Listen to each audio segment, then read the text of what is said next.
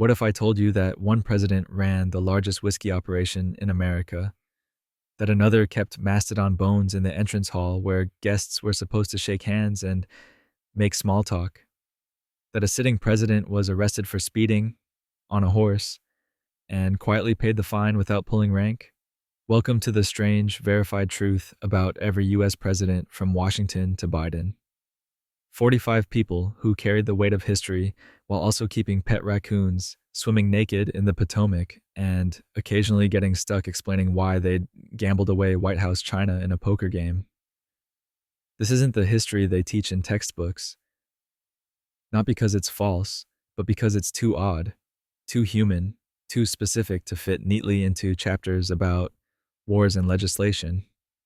Tonight, we're walking through 2 centuries of peculiar truths, one president at a time. No myths, no exaggerations, just the verified, oddly specific details that make you realize that leading a nation and being a regular person who does weird things with cheese are not mutually exclusive. If you like drifting off to strange true stories that sound suspiciously like fiction, subscribe, dim the lights, turn off your notifications, and let your eyes get heavy. We'll move slowly, we'll speak softly, and by the time we reach the present, you'll either be asleep or you'll know more strange presidential facts than anyone you'll meet tomorrow. Ready?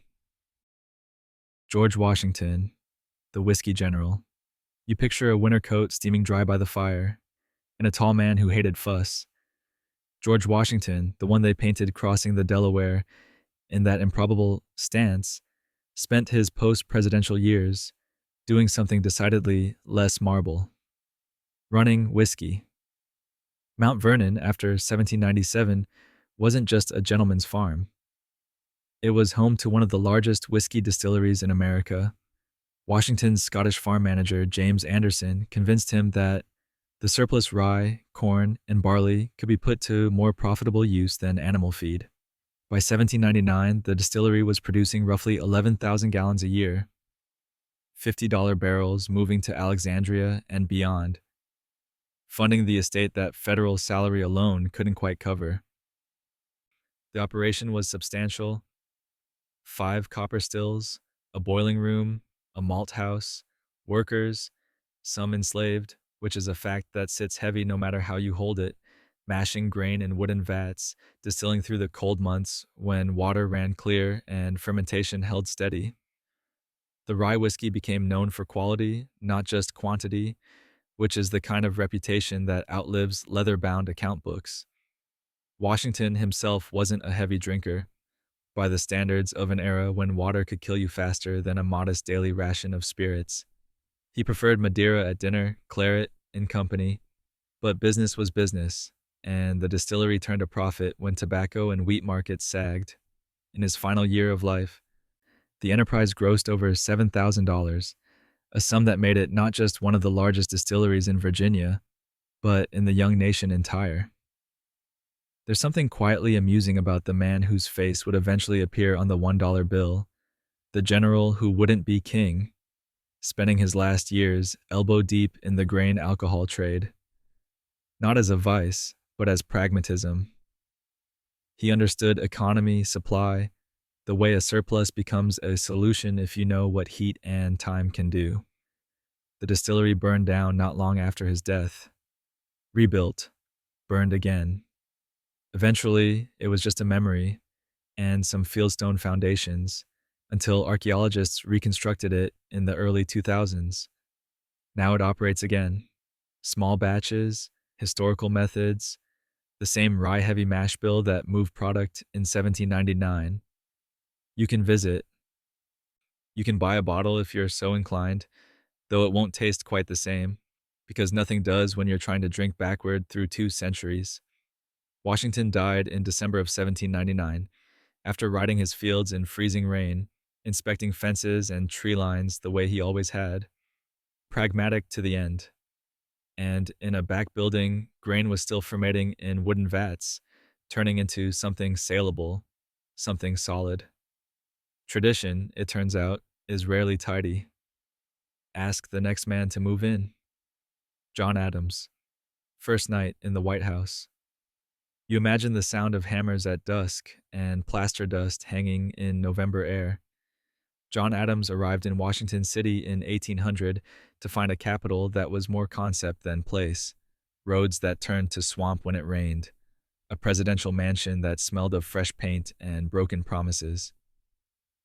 He was the first president to live there, and the house was emphatically not ready. The building we now call the White House was drafty, unfinished, surrounded by lumber and workmen's sheds. Abigail Adams, arriving later, famously hung laundry in the East Room because it was the only space large enough and dry enough to accommodate wet linens. The grounds were construction site and cow pasture in equal measure. Fireplaces smoked. Staircases led to rooms that didn't exist yet. It was a mansion in theory, a work zone in practice. Adams lived there only 4 months, the final chapter of a one-term presidency bracketed by difficulty. He lost the 1800 election to Thomas Jefferson in a campaign so bitter it fractured friendships, and by March 1801, he left town before the inauguration, catching a pre-dawn coach north. He was the only president to skip his successor's swearing in until Andrew Johnson and Donald Trump did the same, centuries later. Hurt has a long memory. But before he left, Adams wrote something that stuck to the walls, longer than plaster. On his second night in the house, he composed a letter to Abigail, and buried in the domestic details, complaints about fires, wishes for her swift arrival. He wrote this: I pray heaven to bestow the best of blessings on this house and all that shall hereafter inhabit it. May none but honest and wise men ever rule under this roof. It was a private line meant for his wife, not for history. But Franklin D. Roosevelt loved it so much that he had it carved into the mantel of the state dining room in 1945, where it remains. A blessing written by candlelight in an unfinished room, turned into marble instruction for every president who would follow. Adams couldn't have known his wish would be chiseled into permanence, which is maybe the best kind of prayer, unplanned, unpolished, and somehow inevitable. The house he moved into was barely a house. The city around it was barely a city. Pennsylvania Avenue was a muddy suggestion. The Capitol building was half built. The entire federal government fit into a few scattered structures, and the largest of them smelled like lumber and looked like optimism, pretending to be architecture. Adams slept there 73 nights, give or take, worked in rooms without proper desks, made decisions in a building still becoming itself. And then he left, quietly, before sunrise, the way a guest leaves when the party's turned. A house becomes a home, and then, inevitably, a debate hall. Thomas Jefferson, fossils in the foyer. Step into the entrance hall, and the first thing you see is not a portrait, not a dignitary, but the reassembled skeleton of a creature that died 10,000 years before the Republic was an idea. Thomas Jefferson had fossils in the foyer, and he was not subtle about it. The East Room, what Abigail Adams used for laundry, Jefferson converted into something between a natural history museum and a cabinet of wonders. Mastodon bones, elk antlers, mineral samples, Native American artifacts sent back by Lewis and Clark, whose expedition Jefferson commissioned in 1803 with instructions to document everything: terrain, flora, fauna, and the peoples they encountered. The expedition brought back pressed plants, animal pelts, living prairie dogs, and one magpie, all of which made their way into Jefferson's growing collection. The White House briefly resembled a frontier trading post curated by a philosopher. Jefferson's fascination with paleontology was no idle hobby. He believed, correctly, that the Earth held a record of deep time, written in stone and bone. He corresponded with scientists. He funded digs. When reports of massive bones surfaced in Kentucky, he used his position to acquire them, directing that they be shipped to Washington so he could examine them personally. The bones arrived in crates, fully unpacked, in the president's house, and laid out in the entrance hall like a puzzle made of calcium and curiosity. The mastodon was a particular obsession. Europeans had mocked American fauna as inferior, smaller, weaker than Old World equivalents, a claim that irritated Jefferson on both scientific and patriotic grounds. So, when he had the chance to display the fossilized remains of an American creature the size of a house, he took it. Proof, in skeletal form, that this continent had produced giants. It was paleontology as nationalism, and it worked.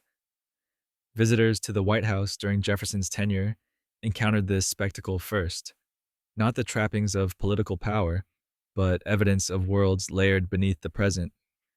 Diplomats stepped around femurs. Congressmen debated policy while mammoth molars sat on nearby tables. It was eccentric, certainly, but Jefferson believed knowledge should be public, visible, part of the architecture of governance itself. He also kept detailed weather records, grew experimental crops, designed buildings, played violin, collected books so obsessively that his personal library later became the foundation of the Library of Congress, after the British burned the original collection in 1814. 8 years after Jefferson left office, his 6,000 volumes were purchased by Congress for $23,150, a fraction of their worth, but he needed the money, and the Republic needed the knowledge. The fossils eventually left the foyer. Some went to Monticello, his Virginia estate. Others were donated to museums. But for 8 years, the center of American government smelled faintly of old bone and tasted like empirical inquiry. Science, as spectacle, displayed in the same rooms where treaties were signed and wars were planned. Jefferson died on July 4th, 1826, 50 years to the day after the Declaration of Independence was adopted. A piece of timing so novelistic that no one would believe it if it weren't documented in ink and stone. James Madison, the Pocket Constitution. Picture a man you could lose in a crowd if crowds were measured in height rather than consequence. James Madison stood 5 feet 4 inches, weighed perhaps 100 pounds, and was so frequently ill that his survival to age 85 qualifies as one of history's quiet rebellions against probability. He was also the principal architect of the Constitution and the Bill of Rights, which is the kind of resume that renders physical stature irrelevant, except as irony. Madison's voice was soft. Contemporaries described it as weak, hard to hear in large rooms, so he learned to write with devastating precision. The Federalist Papers, co-authored with Alexander Hamilton and John Jay, were Madison's instrument. 85 essays arguing for ratification of the Constitution, 29 of them from Madison's pen, each one a small machine of persuasive logic. He understood structure the way a watchmaker understands gears, how power could be divided, checked, balanced, made to work against itself, so no single part consumed the whole. As president, Madison's legacy is inseparable from his wife. Dolly Madison was everything James was not. Tall, charismatic, effortlessly social, a hostess who turned political gatherings into theater. She served ice cream at receptions, a novelty that impressed foreign diplomats, and wore turbans that made her taller still. When the British marched on Washington in August of 1814, it was Dolly who saved George Washington's portrait. The painting, a full-length Gilbert Stuart original, was screwed to the dining room wall. Dolly ordered the frame broken, the canvas cut from its stretcher if necessary, refusing to leave until it was secured. She left with the portrait, a copy of the Declaration of Independence, and silver from the state service, hours before British soldiers arrived to burn the executive mansion, the Capitol, and most of the public buildings in a city that had barely existed for a decade. Madison himself was with the troops, a president in the field during the Battle of Bladensburg, which went poorly. The American militia broke and ran, and Madison rode back toward Washington through a countryside full of refugees and smoke. By the time he returned, the house was ash. and his wife was safe in Virginia with a rolled canvas and a story that would outlast the war itself.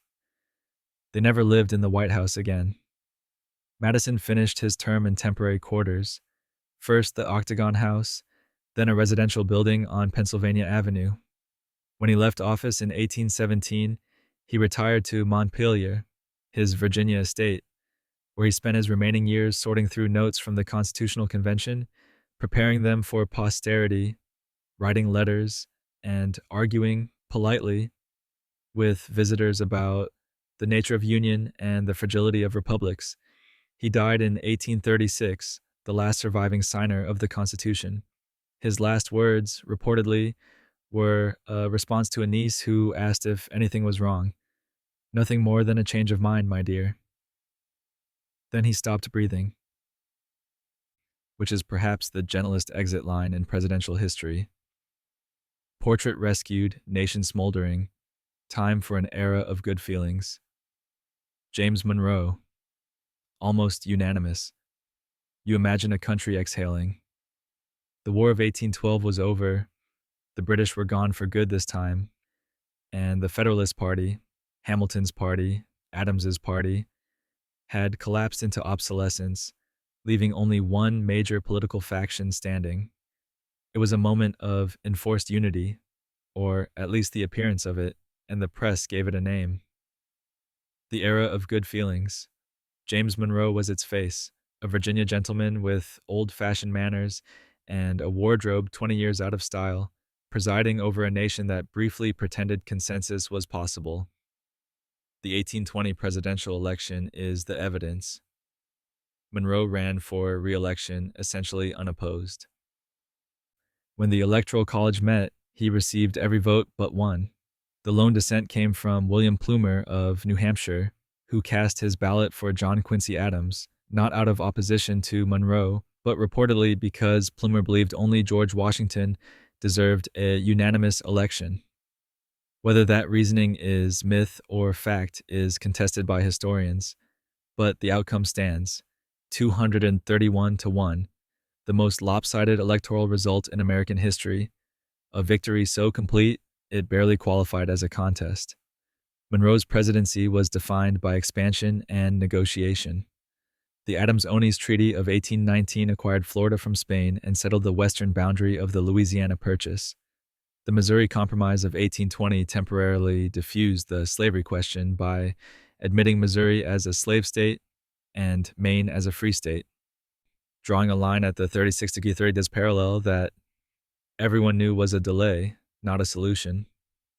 And in 1823, Monroe issued his doctrine, written largely by Secretary of State John Quincy Adams, declaring that European powers should no longer colonize or interfere in the Americas. It was a policy with implications that wouldn't fully unfold for another century, a warning shot delivered in the language of diplomacy. Monroe himself was not a brilliant man, not in the way Jefferson or Madison were brilliant. He was steady, reliable, experienced. He'd been a soldier, a diplomat, a senator, a governor, a secretary of both state and war.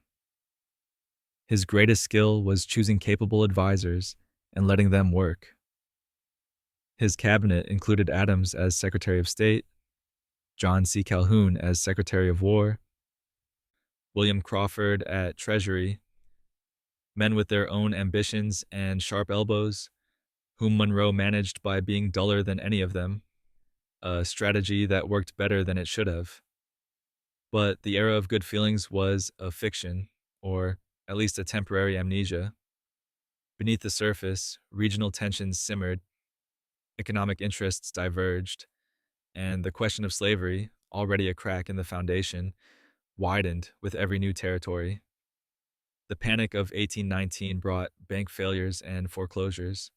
The Missouri debate revealed fractures that would eventually split the country.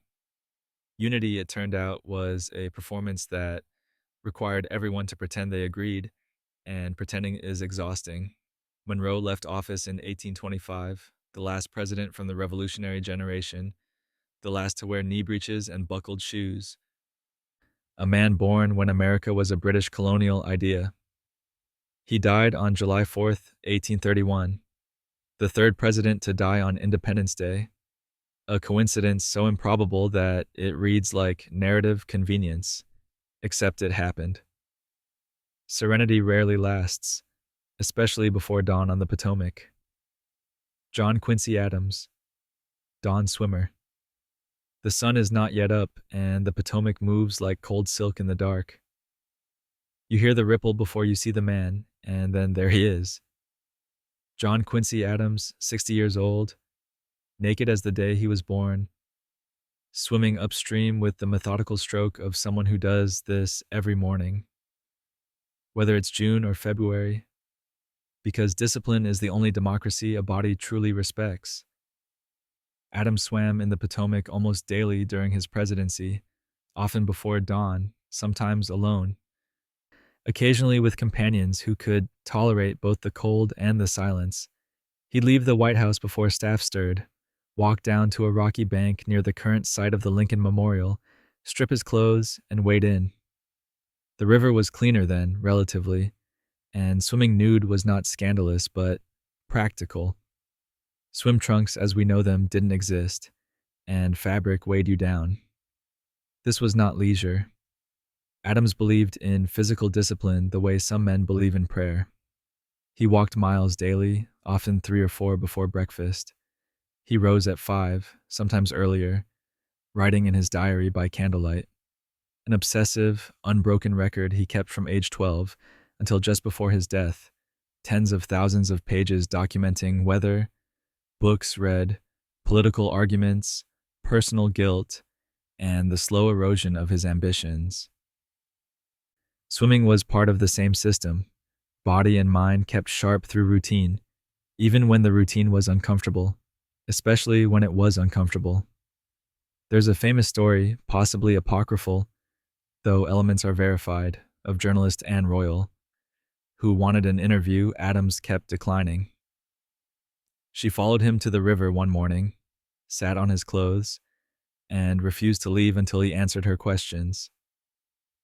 Whether she actually held his garments hostage or simply waited on the bank while he treaded water, the interview happened, making Royale arguably the first woman to interview a sitting president, and certainly the first to do so while he was aquatic and unclothed.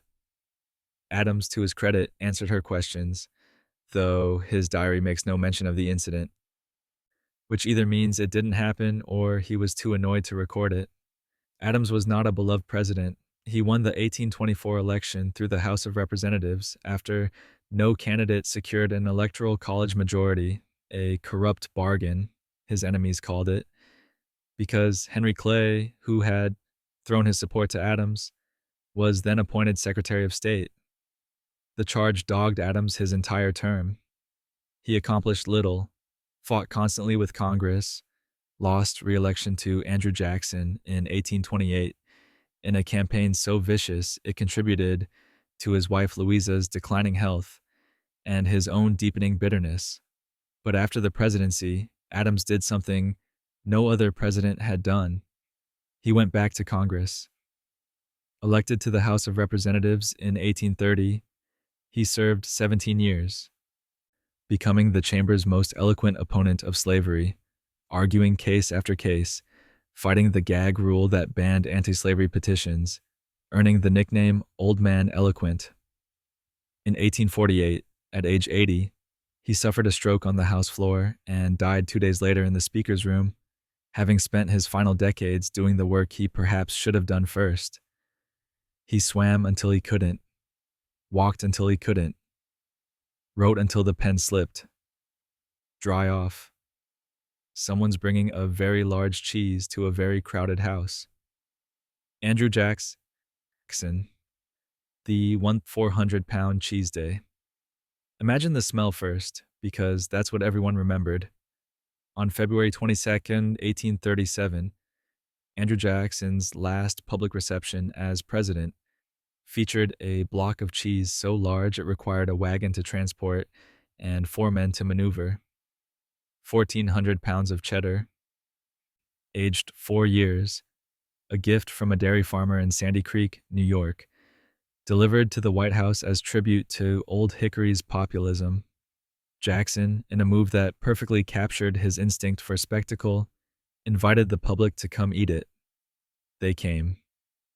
10,000 people, by some estimates, poured through the White House doors.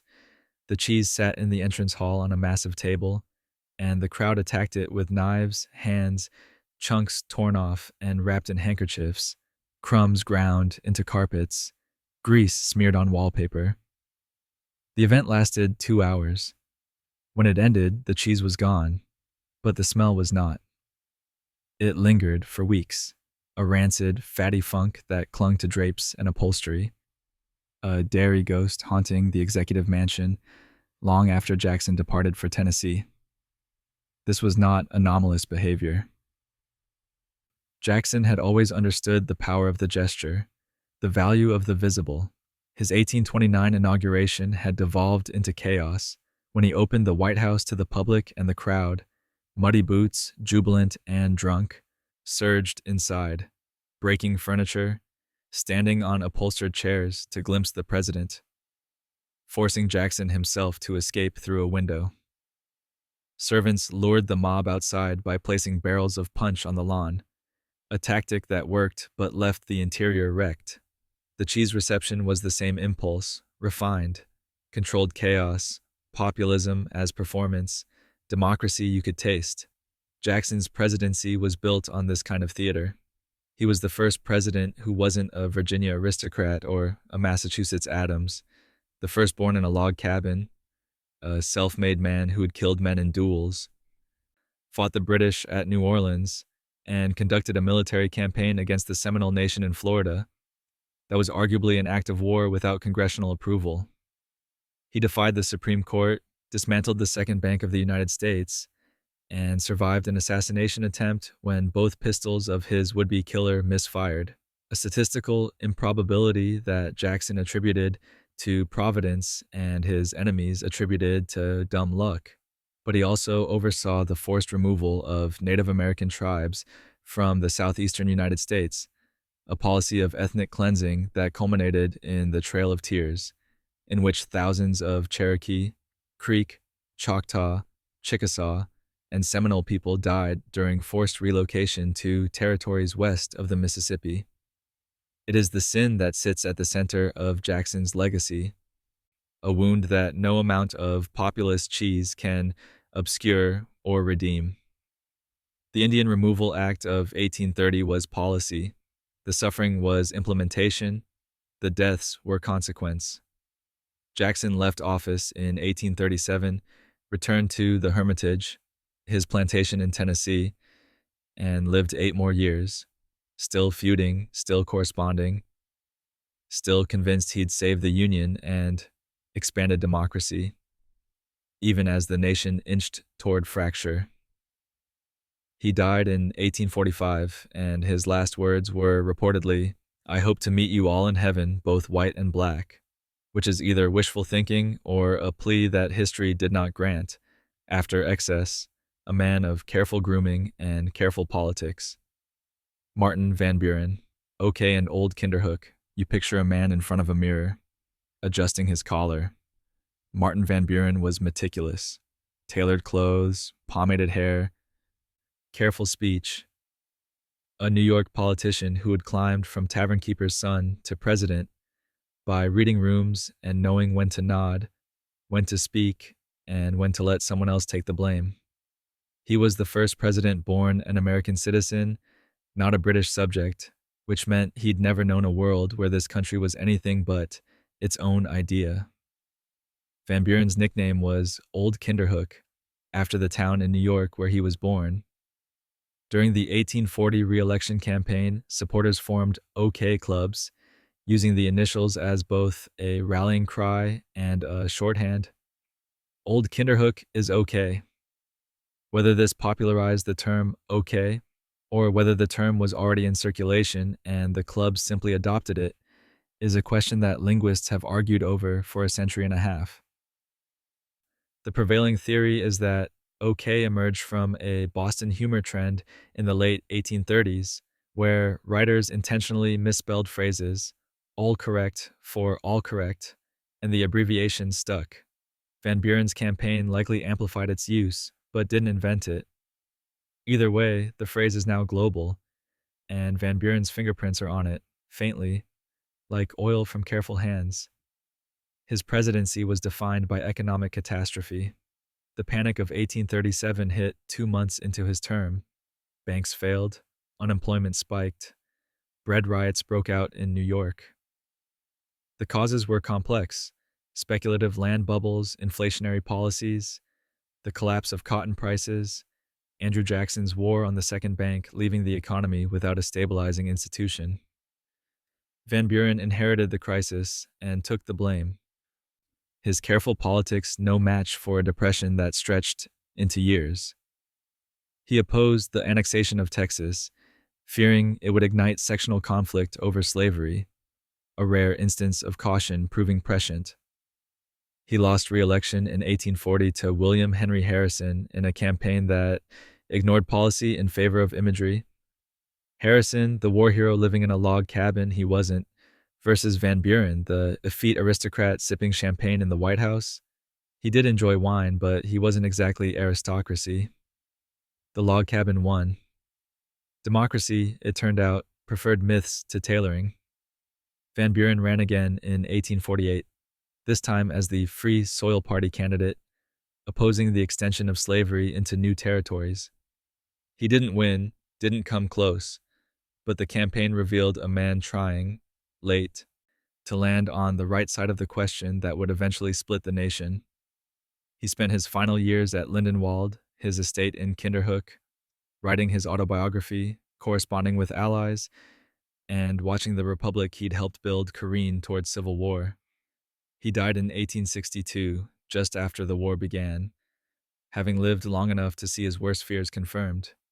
His last recorded words were spoken to his son. There is but one reliance. What that reliance was, God, country, conscience, he didn't specify, or the record doesn't say. Then came a speech so long the weather forgot to be polite. William Henry Harrison, the month-long presidency. Picture a cold morning, no coat, and a man determined to prove something. William Henry Harrison's inaugural address on March 4th, 1841, lasted nearly 2 hours, 8,445 words, the longest in American history, delivered in frigid weather, without hat, gloves, or overcoat. At 68, he was the oldest president inaugurated until Ronald Reagan, and he wanted to demonstrate vigor, vitality, the robustness expected of a war hero. Instead, he caught a cold. Or possibly he didn't. The mythology and the medicine disagree. The myth is simple. Harrison gave a long speech in bad weather, caught pneumonia, and died 31 days later. It's a tidy narrative, cause and effect, hubris meeting meteorology. The problem is that medical records and timelines don't support it. Harrison didn't fall ill immediately after the inauguration. He attended parties, hosted receptions, conducted business as usual for nearly 3 weeks. His symptoms, fatigue, fever, gastrointestinal distress, only began appearing in late March, and pneumonia was the eventual diagnosis, but the onset doesn't align with the inaugural exposure. Modern medical analysis suggests he likely died from enteric fever, typhoid or paratyphoid, contracted from contaminated water. The White House water supply in 1841 came from a public well downstream from sewage seepage, a design flaw that was invisible, systemic, and lethal.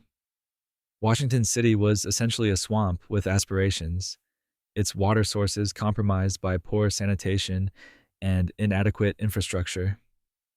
Harrison drank the water. Everyone did. He got unlucky. His doctors, operating with the medical knowledge of 1841, applied treatments that almost certainly hastened his death. Bloodletting, opium, brandy, heated suction cups, and a remedy involving snakeweed and crude petroleum. They meant well. The medicine was simply wrong in ways they couldn't have known. because germ theory was still 2 decades away and hand washing wasn't yet standard practice even during autopsies. Harrison's final days were chaotic. Doctors arguing, cabinet members whispering about succession, Anna Harrison still in Ohio, delayed by weather, never making it to Washington before her husband died. He was delirious by the end, speaking to aides as if they were military subordinates, giving orders for battles already fought. His last coherent words were directed at Vice President John Tyler. "Sir, I wish you to understand the true principles of the government. I wish them carried out. I ask nothing more." Then he died. April 4th, 1841, exactly 1 month after inauguration. The first president to die in office, and suddenly the Constitution had a gap. Did Tyler become president or just acting president? Was he temporary, a placeholder until a special election? Tyler decided the question by taking the full presidential oath, moving into the White House, and asserting complete executive authority, a precedent that settled succession law by sheer insistence until the 25th Amendment formalized it in 1967. Harrison's body lay in state, then was transported to Ohio for burial. His widow received no pension. Congress hadn't thought to establish one. His legacy became a cautionary tale with the wrong moral, a story about a speech when it should have been a story about sewage. And suddenly, the Constitution gets a stress test. John Tyler, his accidency becomes precedent. You imagine a knock at the door, early morning before coffee. John Tyler was at his Virginia home playing marbles with his children when riders arrived with the news. Harrison was dead, and Tyler was president. Or was he? The Constitution's language was ambiguous. In case of the removal of the president from office, or of his death, resignation, or inability to discharge the powers and duties of the said office, the same shall devolve on the vice president. The same. What was the same? The office or just the powers and duties? Was Tyler now president or merely acting president until someone else could be elected? Tyler's answer was unequivocal.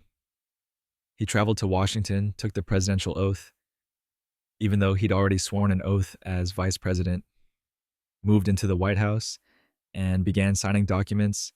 John Tyler, President of the United States, not acting president.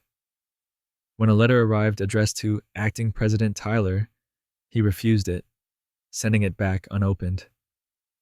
This was not arrogance, it was strategic clarity. If he accepted a diminished title, Congress might treat him as temporary, a placeholder with limited authority.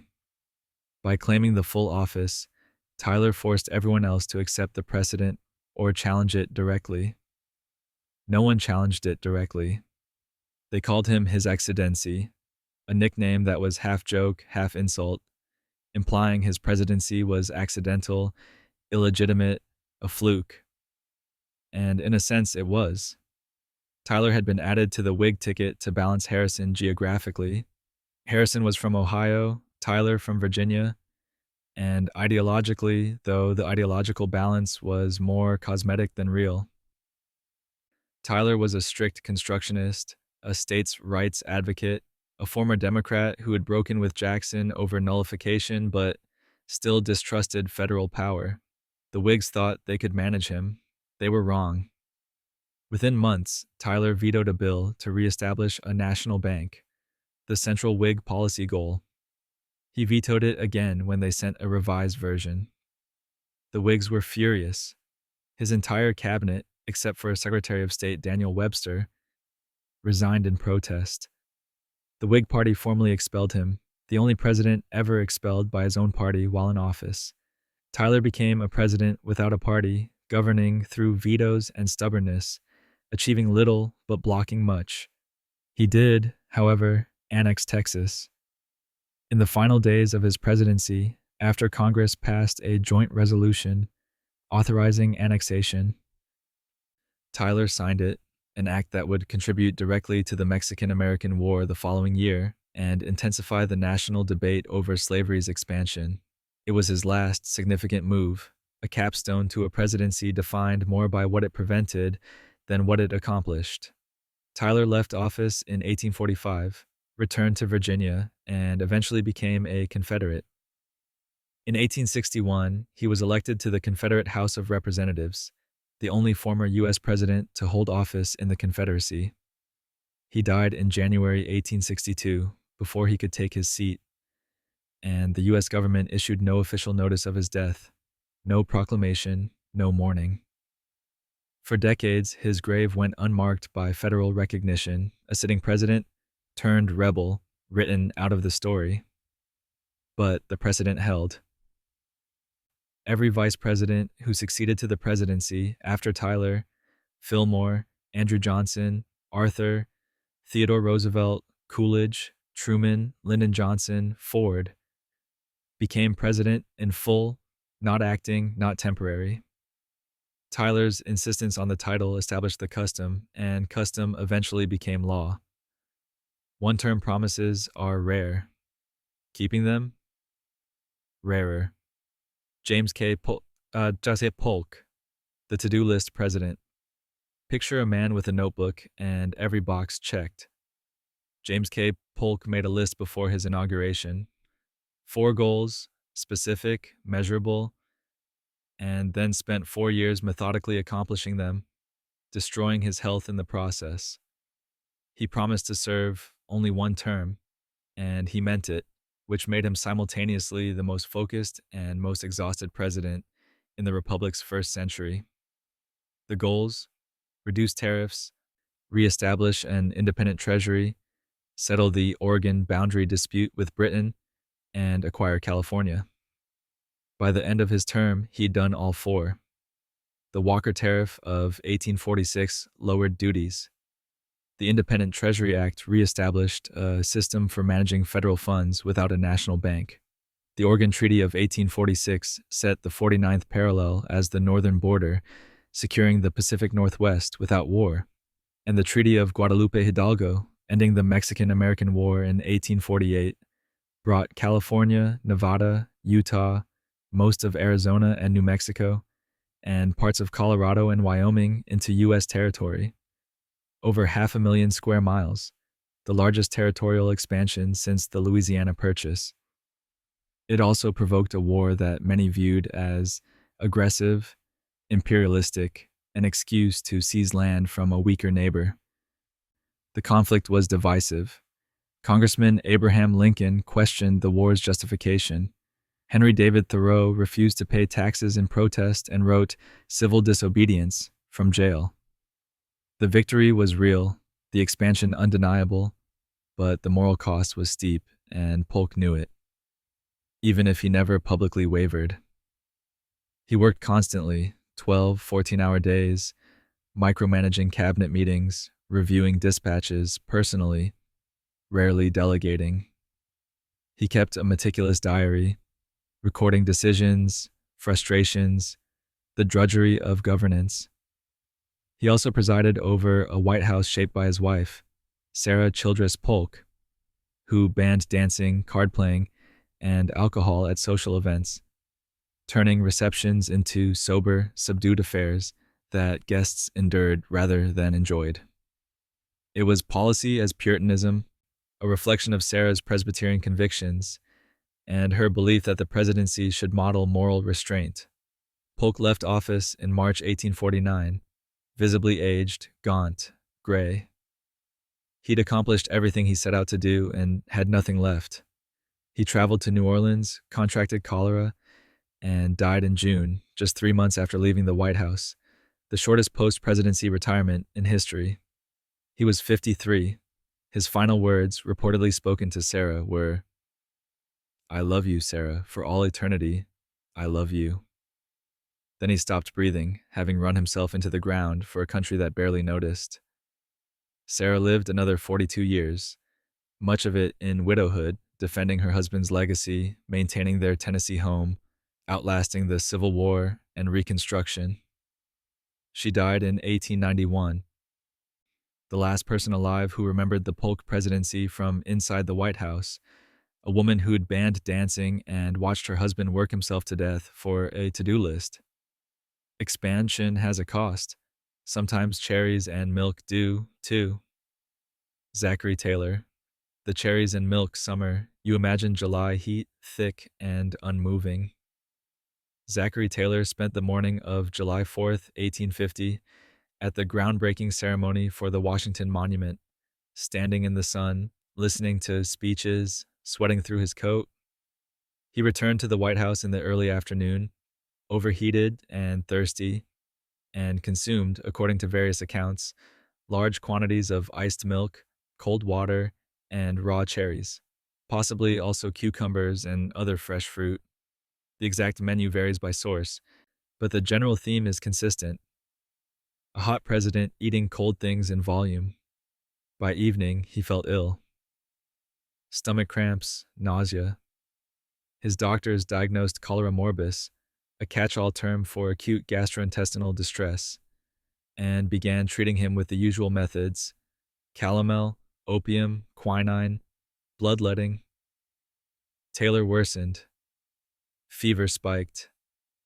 He became delirious. On July 9th, 5 days after the fruit and milk, he died, and the official cause was listed as cholera morbus, though the symptoms also align with typhoid fever, acute gastroenteritis, or even deliberate poisoning, a theory that persists despite lack of evidence. In 1991, Taylor's body was exhumed at the request of a writer investigating the poisoning theory. Tissue samples were tested for arsenic. The results came back negative. No poison, just bad luck and worse medicine.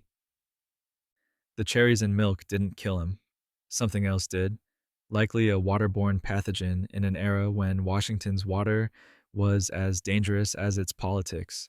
Taylor's presidency had lasted 16 months. He was a military hero, old, rough, and ready, a general who'd won battles in the Mexican-American War by ignoring orders and attacking anyway. He owned slaves but opposed the expansion of slavery into new territories, a position that enraged Southern politicians and confused everyone else. When California applied for statehood as a free state, Taylor supported it, threatening to personally lead the army against any state that attempted secession. He was blunt, stubborn, possibly illiterate in the formal sense. His spelling was creative, his grammar improvised, but his instinct was to preserve the Union, even if it meant fighting his own region. His death threw the nation's fragile sectional compromises into chaos. Millard Fillmore, his vice president, succeeded him and immediately signed the Compromise of 1850, a package of bills that Taylor had opposed. The compromise delayed the Civil War by a decade, which some historians count as a victory and others as merely postponement. Taylor was buried in Kentucky. His wife, Margaret, died 2 years later, reportedly of grief, though grief wasn't a medical diagnosis then, any more than now, just a word for the way the body stops when the heart does. Into the vacuum steps a compromise, and a man who opened Japan's door. Millard Fillmore, opening to Japan. Picture a door that's been closed for 2 centuries and a fleet of black ships in the harbor. Millard Fillmore, having succeeded to the presidency after Taylor's death, did something that would resonate far beyond his term. He authorized Commodore Matthew Perry's expedition to Japan. In 1852, Fillmore signed the orders sending Perry with a squadron of steam-powered warships to negotiate a treaty opening Japanese ports to American trade. Perry arrived in Japan in 1853 after Fillmore had already left office, but the mission was Fillmore's idea, Fillmore's ambition, a geopolitical gamble wrapped in the language of commerce and inevitability. Japan had been closed to most foreign contact since the 1630s, enforcing sakoku, national isolation, permitting only limited trade with the Dutch and Chinese through the port of Nagasaki. Perry's arrival with 4 warships, 2 steam frigates, and 2 sloops was not a request but a presence. Gunboat diplomacy in its most literal form. He delivered Fillmore's letter to the Tokugawa shogunate, demanding treaty negotiations, and promised to return the following year for an answer. The implicit threat was clear. Open your ports, or we'll open them for you. The expedition succeeded. The Convention of Kanagawa, signed in 1854, opened 2 ports, established a U.S. consulate, and guaranteed the safety of shipwrecked American sailors. It was the first crack in Japan's isolationist policy, and within decades that crack became a chasm. The Meiji Restoration, rapid industrialization, Japan's emergence as a Pacific power. Whether this was progress or imperialism depends on who you ask and when, but the door, once opened, didn't close again. Fillmore himself was a man of odd contradictions. He was largely self-educated, learned law by reading books borrowed from the office where he apprenticed, and had a deep respect for knowledge. As president, he established the White House Library, the first permanent collection of books in the executive mansion, because he believed the office should have reference materials at hand. He also installed the first bathtub in the White House, a detail that became encrusted with myth. Most famously, the false story that he installed the first bathtub ever in the White House, when in fact bathtubs existed and earlier presidents likely had them. Fillmore's was simply the first one documented in certain records. After the presidency, Fillmore ran again in 1856 as the American Party candidate. The Know-Nothings, a nativist, anti-immigrant movement that blamed Irish and German Catholics for societal ills. He lost badly, carrying only Maryland, a humiliating third-place finish that tarnished his legacy more than his forgotten accomplishments ever polished it. He lived until 1874, largely in Buffalo, New York, where he co-founded the Buffalo Historical Society and served as the university's first chancellor. He married a second time after his first wife's death, and spent his final years attending lectures, collecting books, and trying to be remembered for something other than bathtubs and bigotry. Diplomacy bought land too, especially in the desert. Franklin Pierce, the Gadsden Line. You imagine a desert, a line drawn in sand, and a railway that needs flat ground.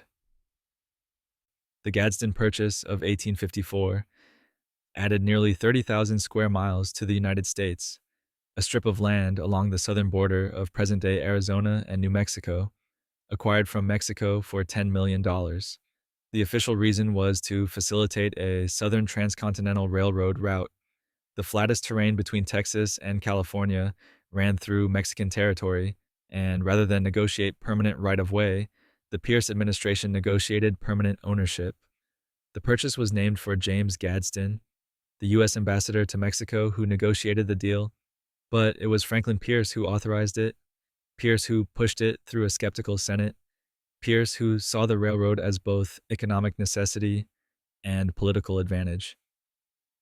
A way to bind California to the rest of the nation before it drifted into its own orbit. The land was arid, sparsely populated, valuable primarily as geography, a corridor, not a destination. Pierce's presidency was defined more by what it couldn't prevent than what it accomplished. The Kansas-Nebraska Act of 1854, which he signed, repealed the Missouri Compromise and allowed new territories to decide the slavery question by popular sovereignty, a policy that led directly to Bleeding Kansas, a violent prelude to the Civil War. Pro-slavery and anti-slavery settlers poured into Kansas, held fraudulent elections, formed rival governments, and began killing each other. The act was a disaster. Pierce knew it was a disaster, and he signed it anyway because he believed in party loyalty and sectional compromise, two principles that were actively destroying the country. His personal life was marked by profound tragedy. Pierce and his wife, Jane, lost all 3 of their sons. 2 died in infancy. The third, Benjamin, was killed in a train accident 2 months before Pierce's inauguration. The train derailed, and 11-year-old Benny was crushed before his parents' eyes. Jane never recovered. She spent much of the White House years in mourning, writing letters to her dead son, avoiding public events, a ghost in rooms too large for grief. Pierce himself drank, heavily, a fact contemporaries noted and historians have confirmed. He left office in 1857, one of the few presidents who sought his party's nomination for a second term and was denied it.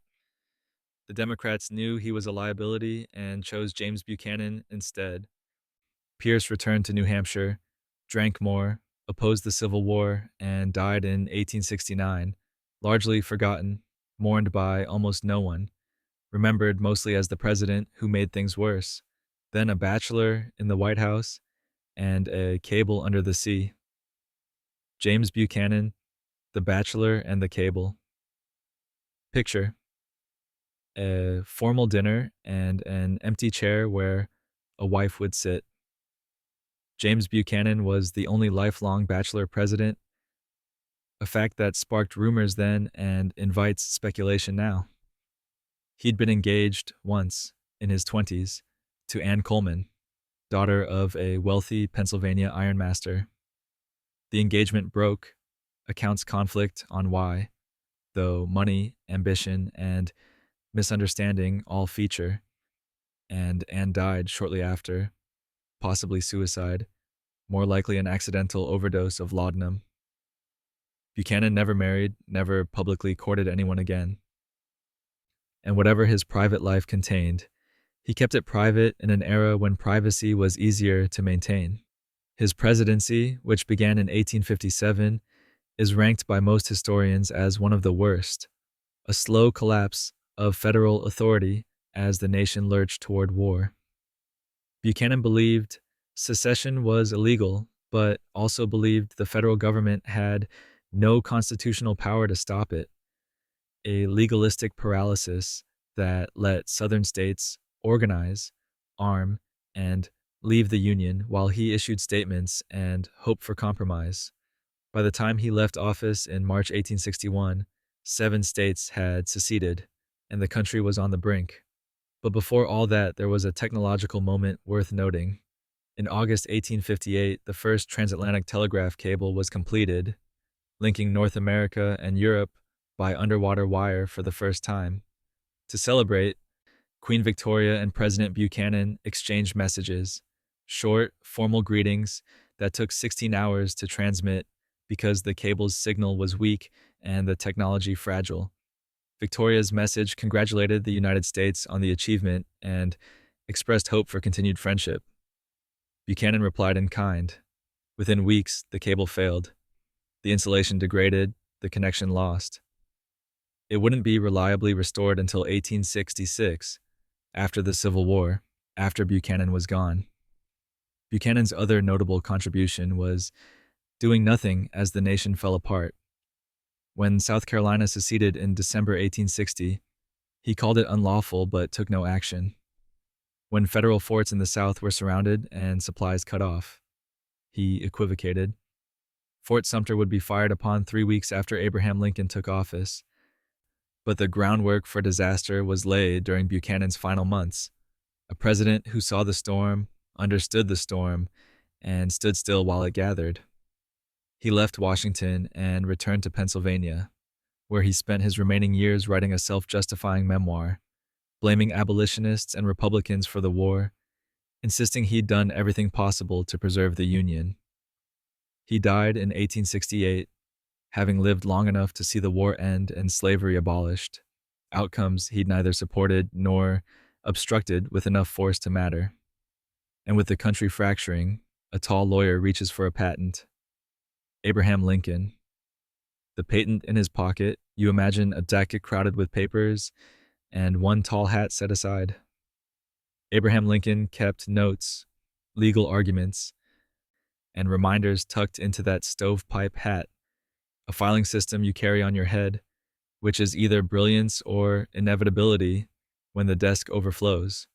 Either way, it worked, like bringing your own portable attic wherever governance took you.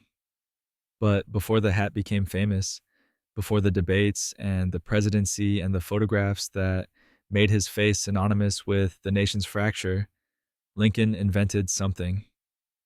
In 1849, he received U.S. patent number 6469 for a device designed to lift boats over shoals and obstructions in shallow water. The invention used adjustable buoyant chambers, essentially inflatable bellows attached to a vessel's sides, that could be expanded to increase buoyancy and help ships clear sandbars without running aground. It never went into production. The design was mechanically sound but commercially impractical, too expensive and cumbersome for widespread use. Still, Lincoln is the only U.S. president to hold a patent, a distinction that sits oddly among his other accomplishments: self-taught lawyer, political debater, wartime commander, author of the Emancipation Proclamation and the Gettysburg Address. The patent is a footnote, but it reveals something about his mind. The same analytical precision that could argue a case or parse a constitutional question was also capable of looking at a river and thinking, there must be a mechanical solution to this. Lincoln's presidency is too large to summarize gently. The Civil War, 600,000 dead. The preservation of the Union at a cost that still reverberates. He wrote in spare, muscular prose, sentences like architecture, built to hold weight. 7 years ago is 10 syllables that contain a nation's entire moral argument. The second inaugural address, delivered in March 1865 as the war ground toward its conclusion, runs 701 words, and nearly everyone lands like a hammer. With malice toward none, with charity for all. He was shot on April 14, 1865, 5 days after Lee's surrender, by John Wilkes Booth at Ford's Theater during a performance of Our American Cousin. The bullet entered behind his left ear, traversed his brain, and lodged behind his right eye. He never regained consciousness. He died the following morning in a boarding house across the street, in a bed too short for his 6'4" frame, his long legs extended at an angle because there was no other way to fit. His body lay in state, then traveled by funeral train through 7 states, displayed in open casket in multiple cities so the country could see what it had lost. Thousands lined the tracks.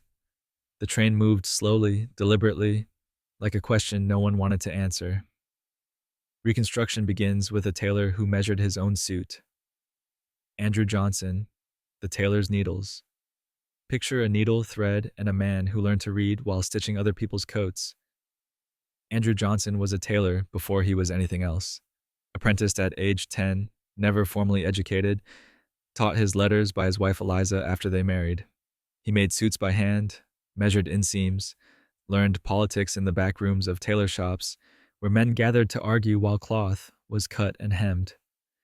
By the time he reached the presidency in 1865, after Lincoln's assassination, his hands still remembered the feel of fabric under the needle, the careful pull of thread through wool. Johnson was Lincoln's second-term vice president, chosen to balance the ticket, a Southern Democrat who'd remained loyal to the Union when Tennessee seceded, a symbolic gesture toward reconciliation that made sense in theory and collapsed immediately in practice.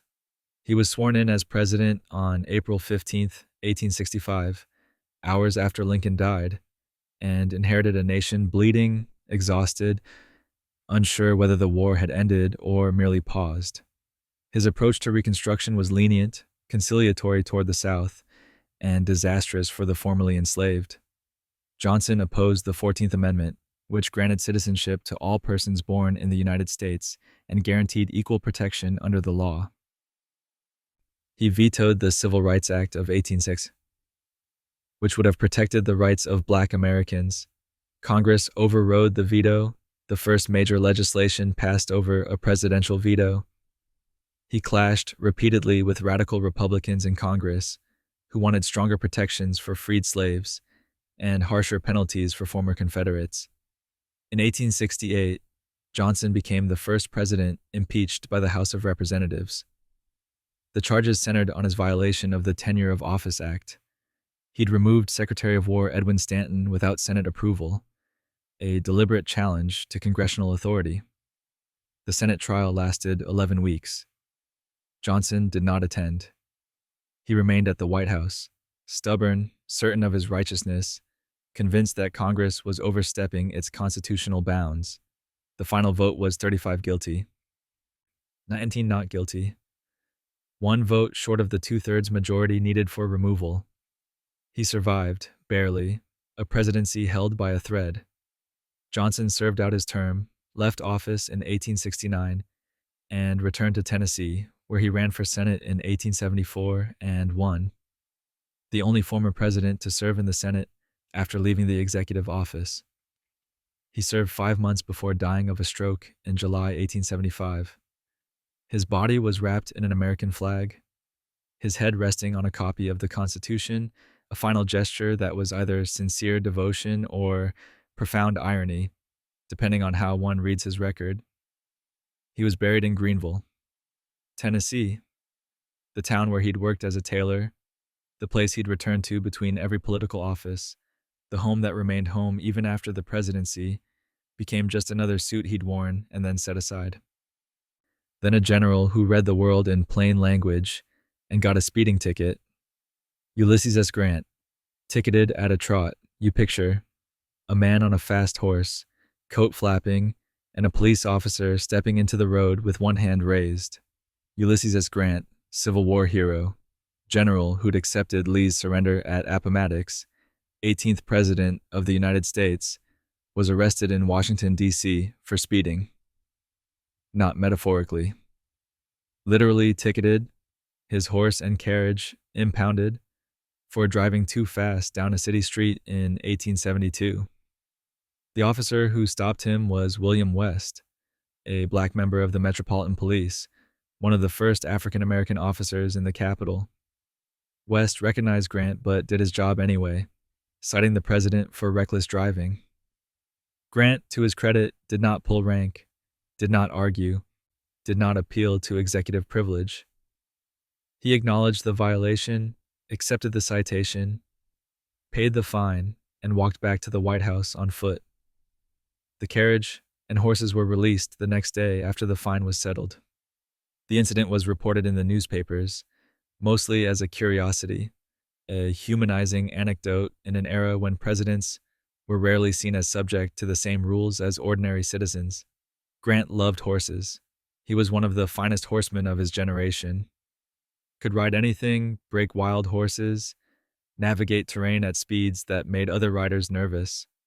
At West Point, he set a high jump record on horseback that stood for 25 years.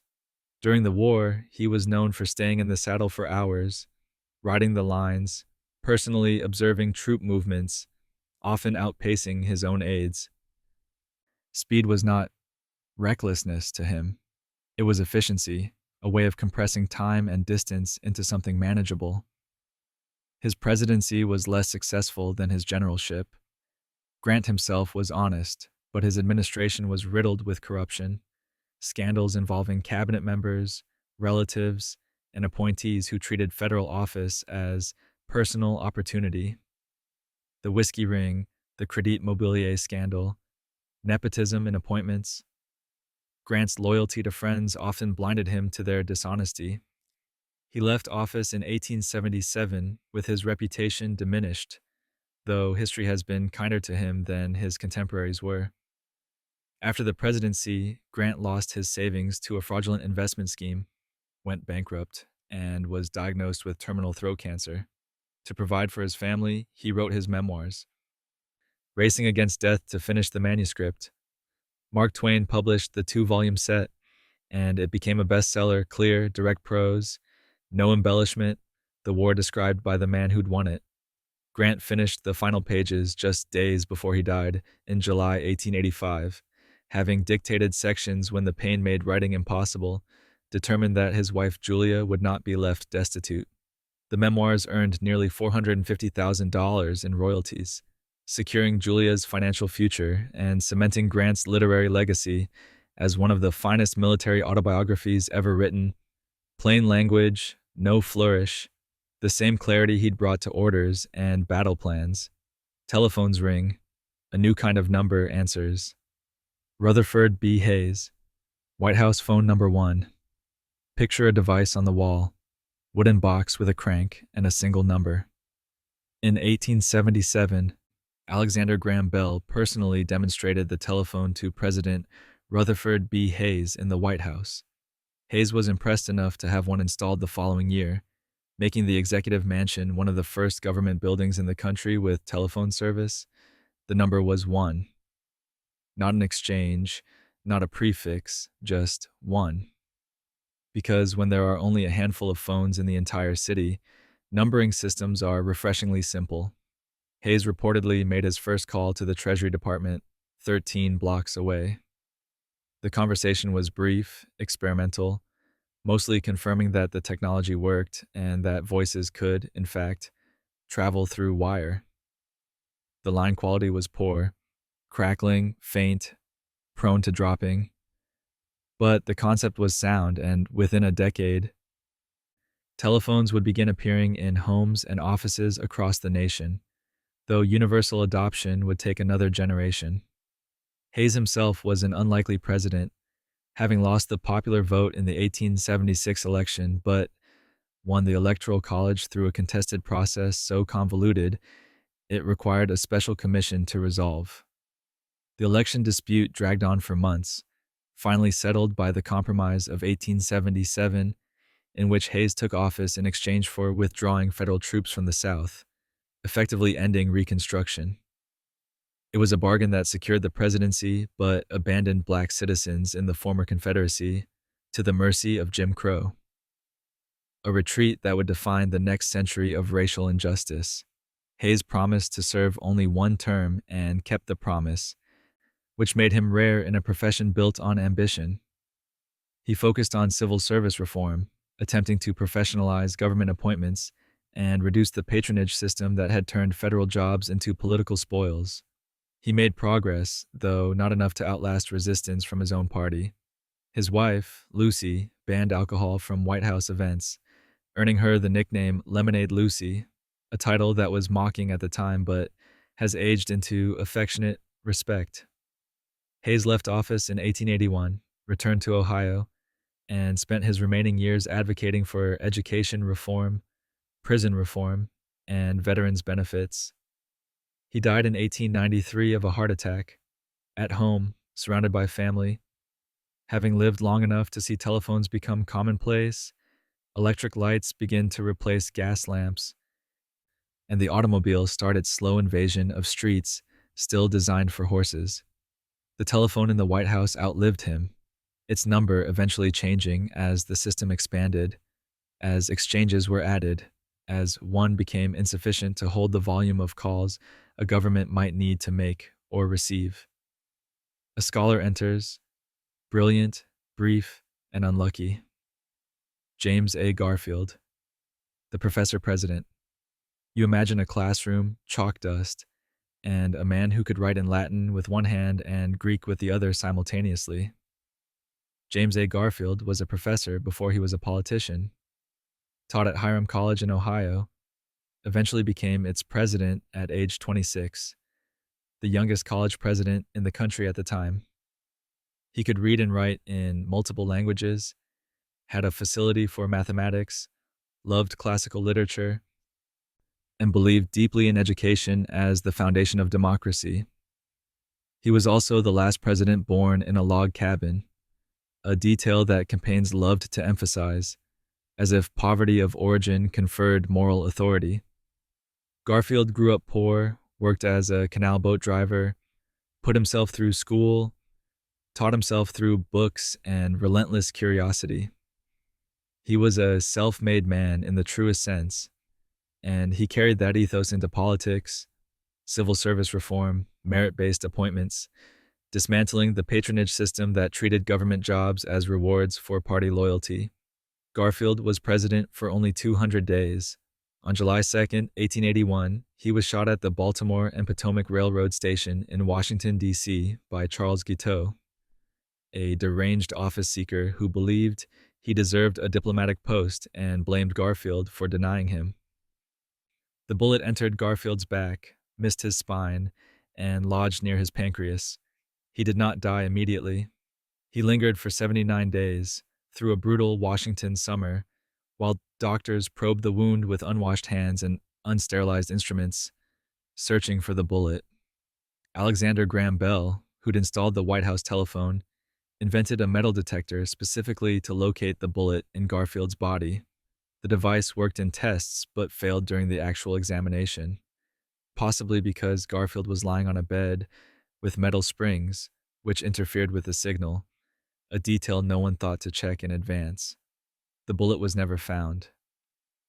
Garfield developed infections, blood poisoning, abscesses. He was moved to the New Jersey shore in September, hoping sea air might aid recovery. It didn't. He died on September 19th, 1881, not from the bullet itself, but from infections introduced by his doctor's attempts to save him. Modern medical analysis suggests that if Garfield had been left alone, if the wound had been cleaned and dressed and then left to heal without invasive probing, he likely would have survived. The bullet had settled in a position that, while painful, was not immediately fatal. It was the treatment, not the injury, that killed him. A grim irony for a man who valued reason and evidence. Guiteau was hanged in June 1882, still insisting he'd done nothing wrong, that Garfield's doctors had killed the president, not him. Technically, he had a point, though the law saw it differently. Elegance takes the chair and redecorates. Chester A. Arthur. Tiffany blue and 80 trousers. Picture. A man adjusting his cufflinks before a mirror that cost more than most Americans earned in a year. Chester A. Arthur was a dandy in an era when the term was both description and mild insult. Impeccably dressed, particular about tailoring, reportedly owned 80 pairs of trousers and changed clothes multiple times a day, depending on the occasion. He was fastidious about appearance, about decorum, about the small rituals that signaled class and taste. And when he became president after Garfield's assassination, he looked at the White House and decided it was beneath him. Arthur refused to move into the executive mansion until it was renovated. He hired Louis Comfort Tiffany, yes, that Tiffany, to redesign the interior, and the result was opulent, lavish, a far cry from the restrained federal style that had dominated presidential residences. Tiffany installed an opalescent glass screen in the entrance hall, rich jewel tones catching light in ways that made the space feel more like a Fifth Avenue mansion than a public building. Arthur also commissioned new furniture, sold off wagon loads of old pieces in a public auction, 24 wagons worth, including items dating back to John Adams, because he considered them old-fashioned and shabby. Preservation was not his priority, elegance was. And yet, Arthur surprised everyone by becoming a champion of civil service reform, the very cause Garfield had died advocating. Arthur had been a product of the spoils system, appointed collector of the Port of New York by President Grant, a patronage job that controlled thousands of appointments and millions in customs revenue. He was fired by President Hayes for running the office as a political machine. When Arthur became vice president, reformers despaired, assuming he'd reverse any progress toward merit-based government. Instead, Arthur signed the Pendleton Civil Service Reform Act in 1883, which established a merit system for federal jobs, requiring competitive exams and prohibiting political contributions from being mandatory for government employees. It was a betrayal of his own political base, and he knew it. The party bosses who'd elevated him were furious, but Arthur believed the office demanded more than partisan loyalty, and he chose principle over patronage, an act of political courage that cost him renomination in 1884. Arthur had been diagnosed with Bright's disease, kidney failure, before leaving office, a fact he kept secret. He knew he was dying, knew his time was limited, and perhaps that knowledge made reform easier. A man with no future has less to lose. He left the presidency in 1885, returned to New York, and died in November 1886, age 57, having destroyed most of his personal papers before his death, leaving little record of his private thoughts or motivations. His legacy is odd, remembered for style but respected for substance, a man who dressed like a plutocrat but governed, briefly, like a reformer.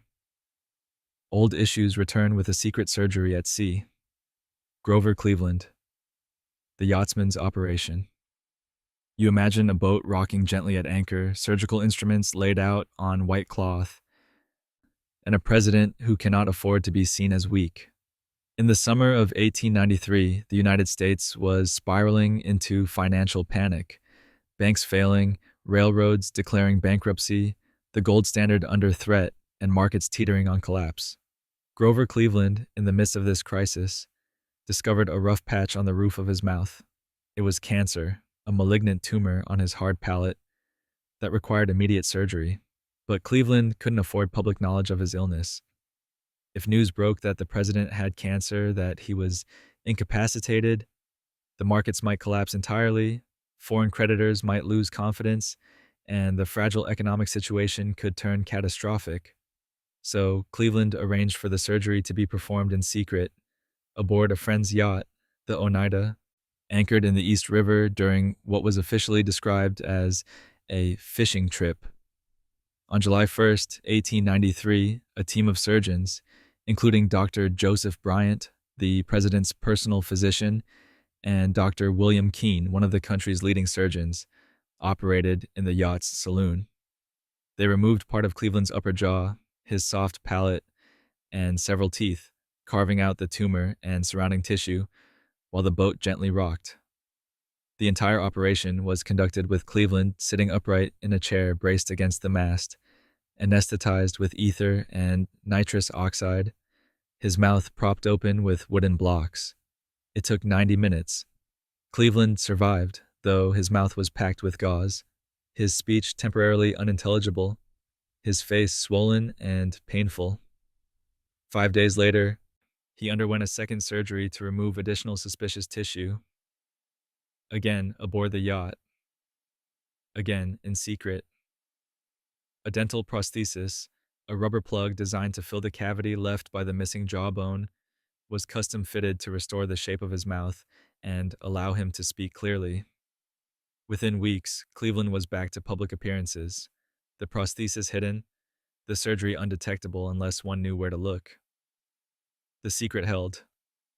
One journalist, E.J. Edwards, published a story claiming the president had undergone a cancer surgery, but it was dismissed as rumor, denied by the White House, and Edwards was ridiculed. The truth didn't emerge until 1917, 24 years later, when one of the attending physicians published an account in the Saturday Evening Post. By then, Cleveland had been dead for 9 years. The Panic of 1893 was history, and the secret surgery was merely a medical curiosity rather than a national crisis. Cleveland served out his second term. His presidency was non-consecutive, having lost re-election in 1888 before winning again in 1892, making him both the 22nd and 24th president in the official numbering.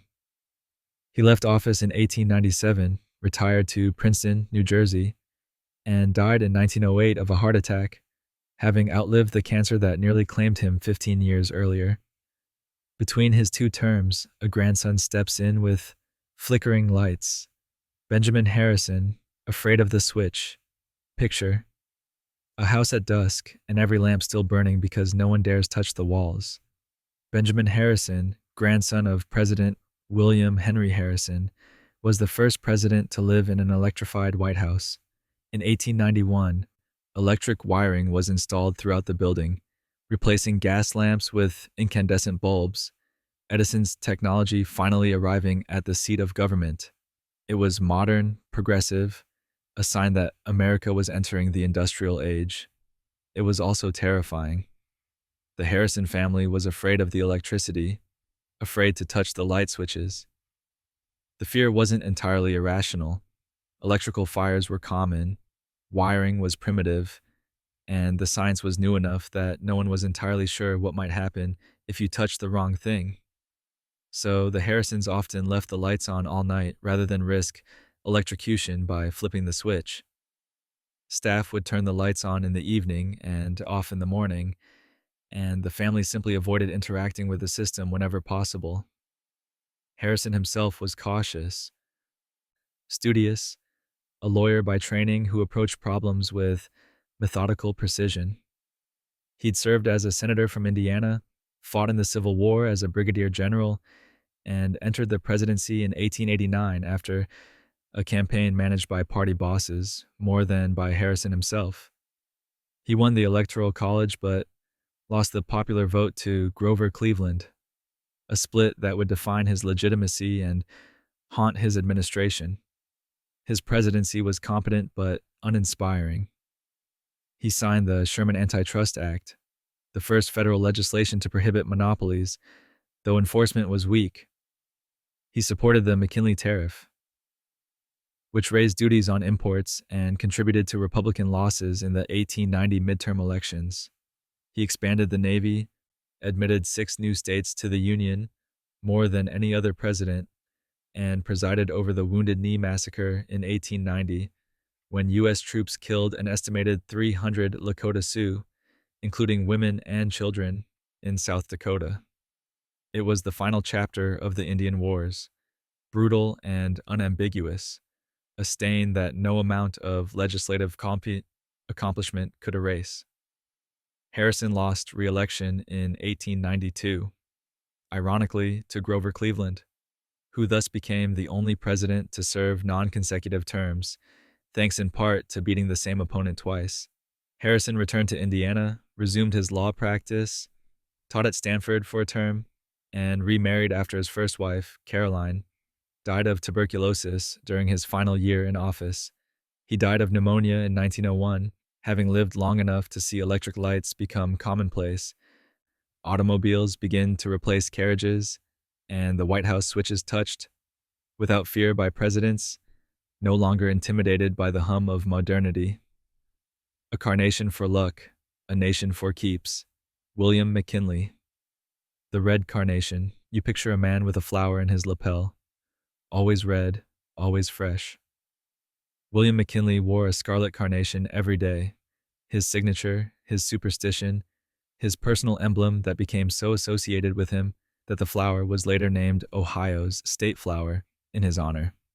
He believed it brought luck, a small ritual in a life otherwise defined by careful calculation and measured rhetoric. On September 6, 1901, at the Pan American Exposition in Buffalo, New York, McKinley gave his carnation to a young girl in the receiving line. Minutes later, he was shot. Leon Czolgosz, an anarchist, approached McKinley during a public reception at the Temple of Music, a handkerchief wrapped around his right hand concealing a .32 caliber revolver. He fired twice at point-blank range. One bullet grazed McKinley's sternum, the other entered his abdomen, tore through his stomach, and lodged somewhere in the muscles of his back. McKinley remained standing, even reached out to restrain the crowd from attacking Czolgosz, reportedly saying, "Don't let them hurt him." The president was rushed to a makeshift operating room on the exposition grounds. Doctors searched for the bullet but couldn't find it, and rather than risk further damage by prolonging the surgery, they closed the wound and hoped for recovery. For a few days, it seemed McKinley might survive. He was moved to a private home in Buffalo. His condition appeared to stabilize, and newspapers reported cautious optimism.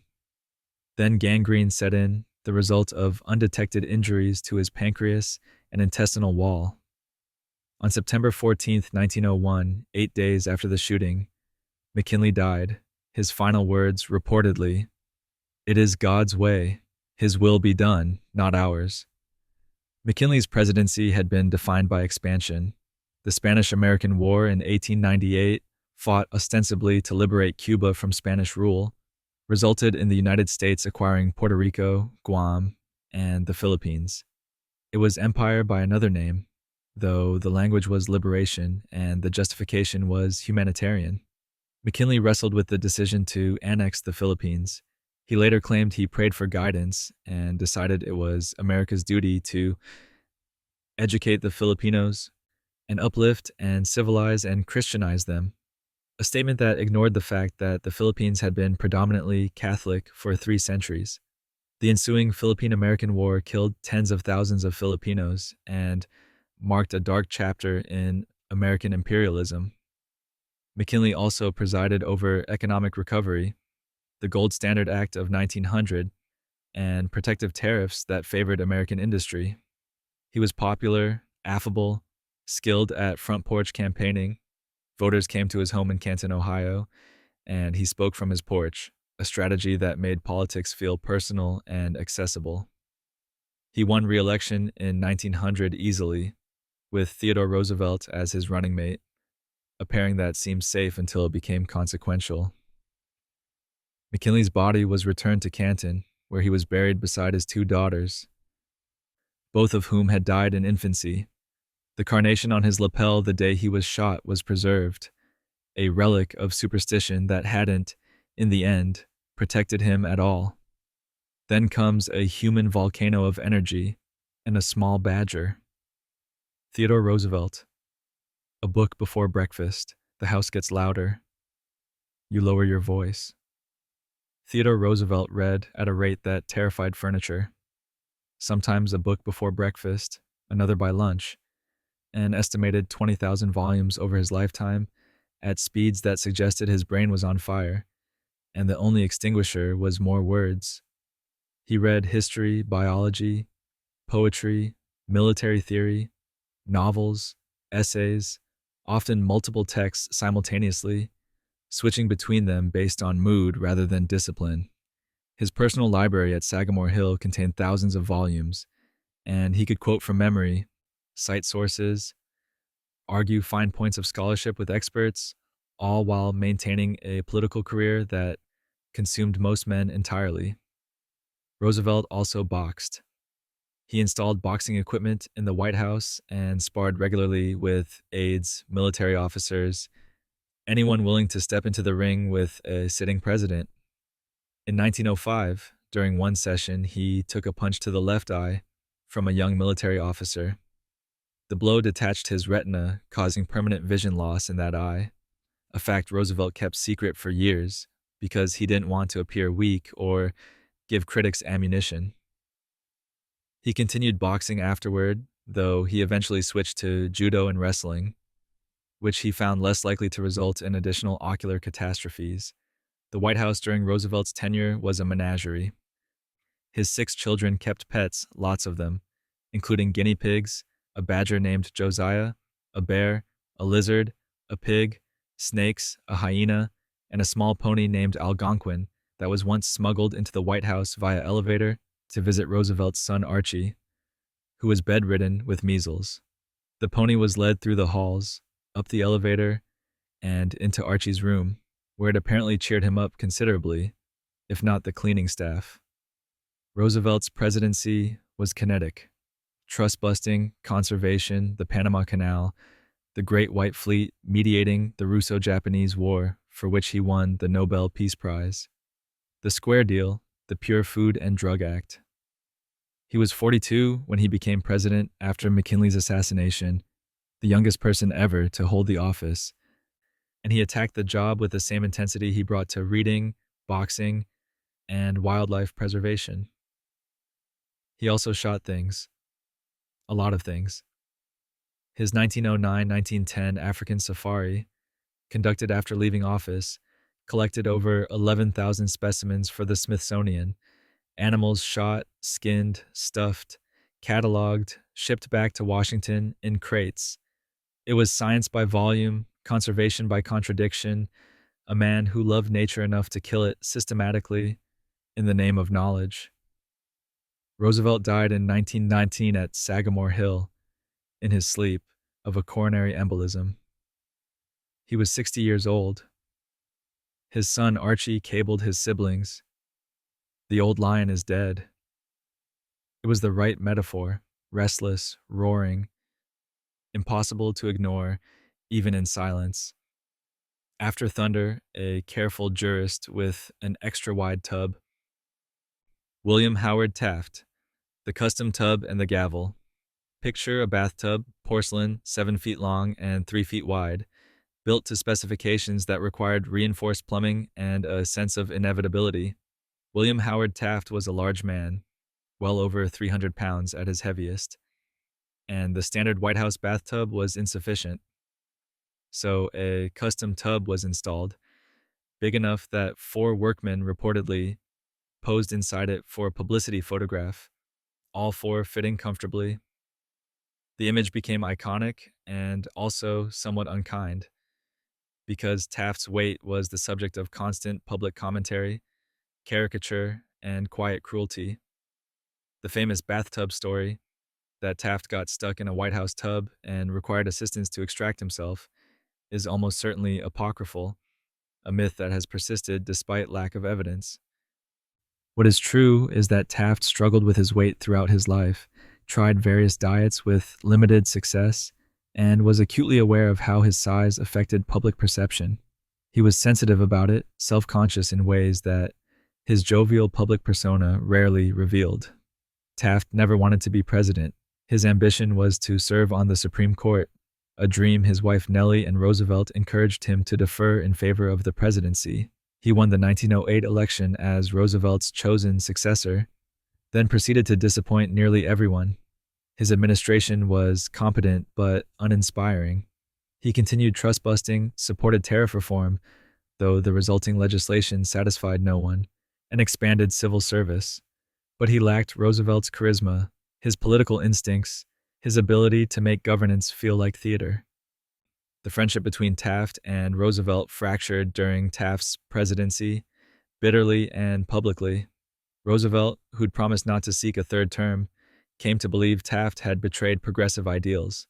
In 1912, Roosevelt challenged Taft for the Republican nomination, lost, and ran as a third-party candidate, splitting the Republican vote and handing the election to Democrat Woodrow Wilson. Taft finished third, carrying only 2 states, a humiliating end to a presidency he'd never fully wanted. But then, in 1921, President Harding appointed Taft as Chief Justice of the United States. Taft finally got the job he'd always wanted, the position he was temperamentally suited for. He served 9 years on the court, writing opinions, building consensus, advocating for judicial reform, including the construction of the Supreme Court building. The court had been meeting in the Capitol, and Taft believed it deserved its own home. The building opened in 1935, 4 years after his death, the only purpose-built structure ever designed to house the nation's highest court. Taft is the only person in American history to serve as both president and Chief Justice, a distinction that would have pleased him more than any electoral victory. He died in 1930 of heart failure, age 72, having spent his final years doing work he loved, in a role that fit him better than the presidency ever had. Illness shadows Europe. A stroke shadows Washington. Woodrow Wilson. The Quiet Regency. You imagine a door closed, a wife standing guard, and decisions made in whispers. On October 2nd, 1989, Woodrow Wilson suffered a severe stroke in the White House. The left side of his body was paralyzed, his speech impaired, his cognitive function compromised in ways that would have rendered most men incapable of continuing in office. But Wilson did not resign. Instead, his wife, Edith, became the de facto gatekeeper of the presidency, a role unprecedented and largely undocumented, a shadow administration that lasted 17 months until Wilson's term ended. Edith controlled access to the president. She decided which documents he saw, which meetings he attended, which decisions required his input. Cabinet members and senators were turned away, told the president was resting, recovering, unavailable. Edith claimed she was merely a steward, that Wilson remained in charge, and she only filtered information to avoid overtaxing him. But contemporaries suspected, and historians have since confirmed, that Edith wielded far more power than she admitted, making decisions on Wilson's behalf, sometimes without his knowledge or input, operating in a constitutional gray zone because no clear mechanism existed for handling presidential incapacity. The stroke came at a critical moment. Wilson had just returned from Europe, where he negotiated the Treaty of Versailles and championed the League of Nations, his vision for preventing future wars through collective security and international cooperation. The U.S. Senate was debating ratification, and Wilson's inability to campaign effectively for the treaty contributed to its rejection. The United States never joined the League of Nations, a failure that devastated Wilson and arguably weakened the organization fatally, leaving it unable to prevent the slide toward World War II. Wilson's decline was visible to those who saw him. Photos from late 1919 and 1920 show a frail, aged man, his face slack on one side, his posture slumped.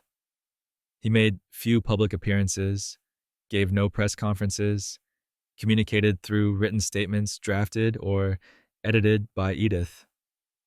The administration limped to the end of its term, and when Wilson left office in March 1921, he retired to a house in Washington, D.C., where he lived 3 more years, a partial invalid, rarely seen, bitterly disappointed that his vision for the League had failed. Wilson had been a scholar president, former president of Princeton University, author of numerous books on government and history, a man who believed in ideas, in rational persuasion, in the power of eloquence to shape policy. He'd led the country through World War I, presided over significant progressive legislation, and expanded presidential power in ways that set precedents for the modern executive. But the stroke broke him, and the refusal to acknowledge incapacity broke the trust of a nation that deserved to know whether its president was capable of governing. He died in 1924, age 67, the stroke's long-term effects finally claiming him. The 25th Amendment, establishing procedures for presidential succession and incapacity, wouldn't be ratified until 1967, too late to address the crisis Wilson's illness created. A radio crackles, poker chips clatter. Warren G. Harding, first president on radio. Picture a voice disembodied, carried through air on invisible waves, reaching thousands of ears simultaneously. On June 14, 1922, Warren G. Harding became the first president whose voice was broadcast on radio, delivering a speech dedicating the Francis Scott Key Memorial at Fort McHenry in Baltimore. The technology was primitive, AM radio crackling with static, audible to a limited geographic radius, but the implications were vast. For the first time, a president could speak directly to citizens without them being physically present, could address the nation from a single location and be heard in living rooms and town squares across the country. Harding embraced the medium. He understood intuitively that radio would change politics, would make personality and voice as important as policy and position. He had a pleasant voice, warm, conversational, the kind that translated well through early audio equipment, and he used it to project amiability and accessibility, traits that had helped elect him in 1920 with the campaign slogan "Return to Normalcy." After World War I and Wilson's rigid idealism, voters wanted ease, simplicity, a president who felt like a neighbor rather than a professor. Harding delivered that, at least in appearance. Behind the affable exterior, Harding's administration was corrupt. The Teapot Dome scandal, in which Interior Secretary Albert Fall leased federal oil reserves to private companies in exchange for bribes, was the most famous but not the only instance of graft. Harding's appointees, many of them friends from Ohio, treated federal office as personal enrichment opportunities. Harding himself was not directly implicated in the financial schemes, but his loyalty to friends and his hands-off management style allowed corruption to flourish. Harding also played poker, a lot of poker, twice weekly games in the White House, with cabinet members, senators, journalists, businessmen, hands dealt in smoke-filled rooms, whiskey poured despite prohibition, deals brokered over cards and cigars. The games were famous or infamous, depending on one's perspective. Harding once gambled away a set of White House china in a single hand, a loss that was quietly recovered by someone at the table who bought the china and returned it, saving the president from having to explain to his wife, Florence, how he'd bet away federal property. Harding died suddenly in August 1923 during a cross country speaking tour while staying at the Palace Hotel in San Francisco. The official cause was a heart attack, though the circumstances, sudden illness, no autopsy performed at Florence's insistence, fueled conspiracy theories that persisted for decades. The more likely explanation is that Harding suffered from undiagnosed heart disease, exacerbated by the stress of the presidency and the weight of scandals beginning to surface. Florence Harding burned many of his papers after his death, destroying correspondence and documents that might have clarified his role in, or knowledge of, his administration's corruption. What remains is a partial record, a presidency remembered more for failure than accomplishment, a genial man undone by poor judgment and misplaced trust. Silence returns, along with a pet raccoon. Calvin Coolidge, the raccoon named Rebecca. Picture a small, masked face peering from a decorative collar, and a president who preferred silence to speeches. Calvin Coolidge, who succeeded Harding after his death, was famous for saying little, Silent Cal, a man of such few words that a dinner guest once bet she could make him say more than 2 words. Coolidge replied, "You lose." But he did keep a pet raccoon at the White House, which is the kind of choice that says more than most speeches. The raccoon, named Rebecca, was originally sent to the White House as a gift, intended to be eaten, Thanksgiving dinner, presumably, because 1920s gift-giving etiquette was different and sometimes alarming. Coolidge decided not to eat her. Instead, Rebecca became a pet, fitted with a collar and leash, walked on the White House grounds, allowed to explore the residence, and occasionally photographed with the president, who appears in images looking mildly bemused, as if wondering how governance had come to involve raccoon management. Coolidge was president during the Roaring Twenties, an era of economic prosperity, stock market speculation, jazz, and prohibition. His governing philosophy was minimal intervention. "The business of America is business," he famously said, and he meant it. He cut taxes, reduced government spending, vetoed farm relief bills, and generally believed that prosperity was best achieved by leaving the economy alone. It worked for a while until it didn't. The stock market crash of 1929 came months after Coolidge left office, but the speculative bubble that caused it inflated during his watch, with his blessing and under his policies of non-interference. Coolidge also napped. A lot. He slept 10 to 11 hours a night, plus a 2 to 4 hour afternoon nap, which made him one of the most well-rested presidents in history. Critics mocked his somnolence, but Coolidge was unapologetic. He believed rest was productive, that a rested mind made better decisions, and that the frantic activity favored by predecessors like Theodore Roosevelt was inefficient and exhausting.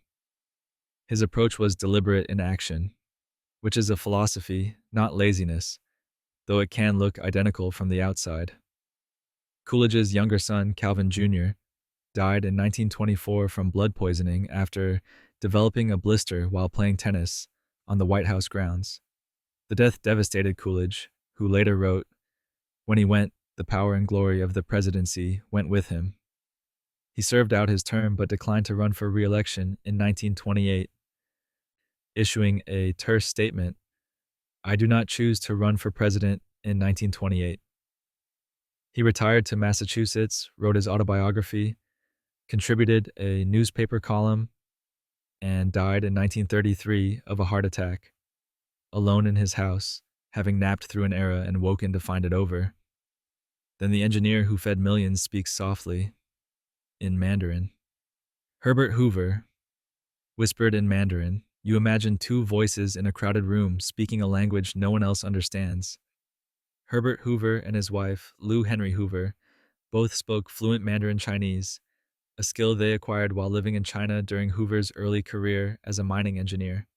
They used it throughout their lives as a private language, a way to have conversations in public settings without being understood, a linguistic refuge from the scrutiny that came with political life. Hoover had been a humanitarian before he was a politician. During World War I, he organized relief efforts in Belgium, feeding millions of civilians trapped behind German lines, coordinating supply chains, negotiating with warring governments, saving lives through logistics and determination.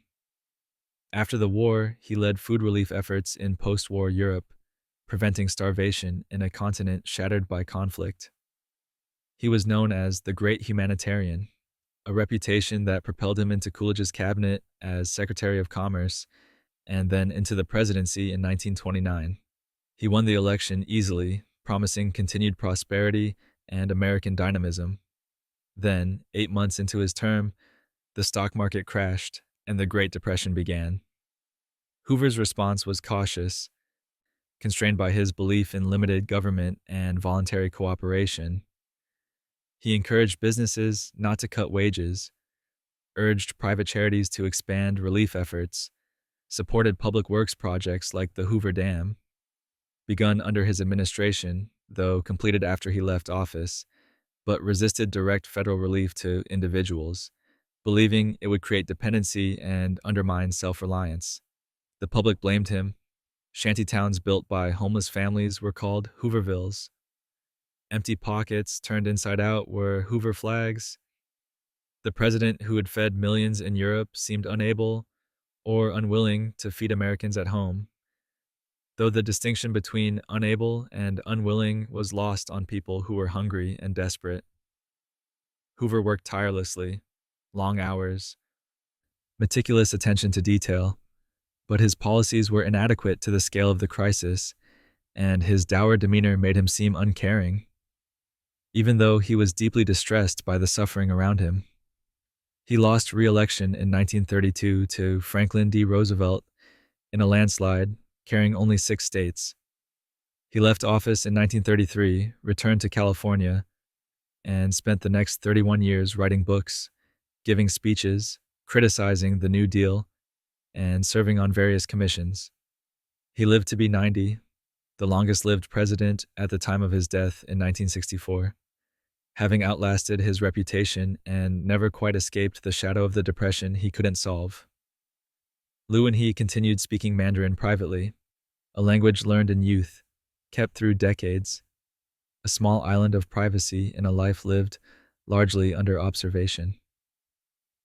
Wheelchairs hidden from cameras, a small dog not hidden from anyone. Franklin D. Roosevelt, fireside, and Fala, picture. A radio dial turning, static clearing, and a voice that sounds like it's speaking directly to you, alone in your living room, though millions are listening simultaneously. Franklin D. Roosevelt mastered radio the way later presidents would master television.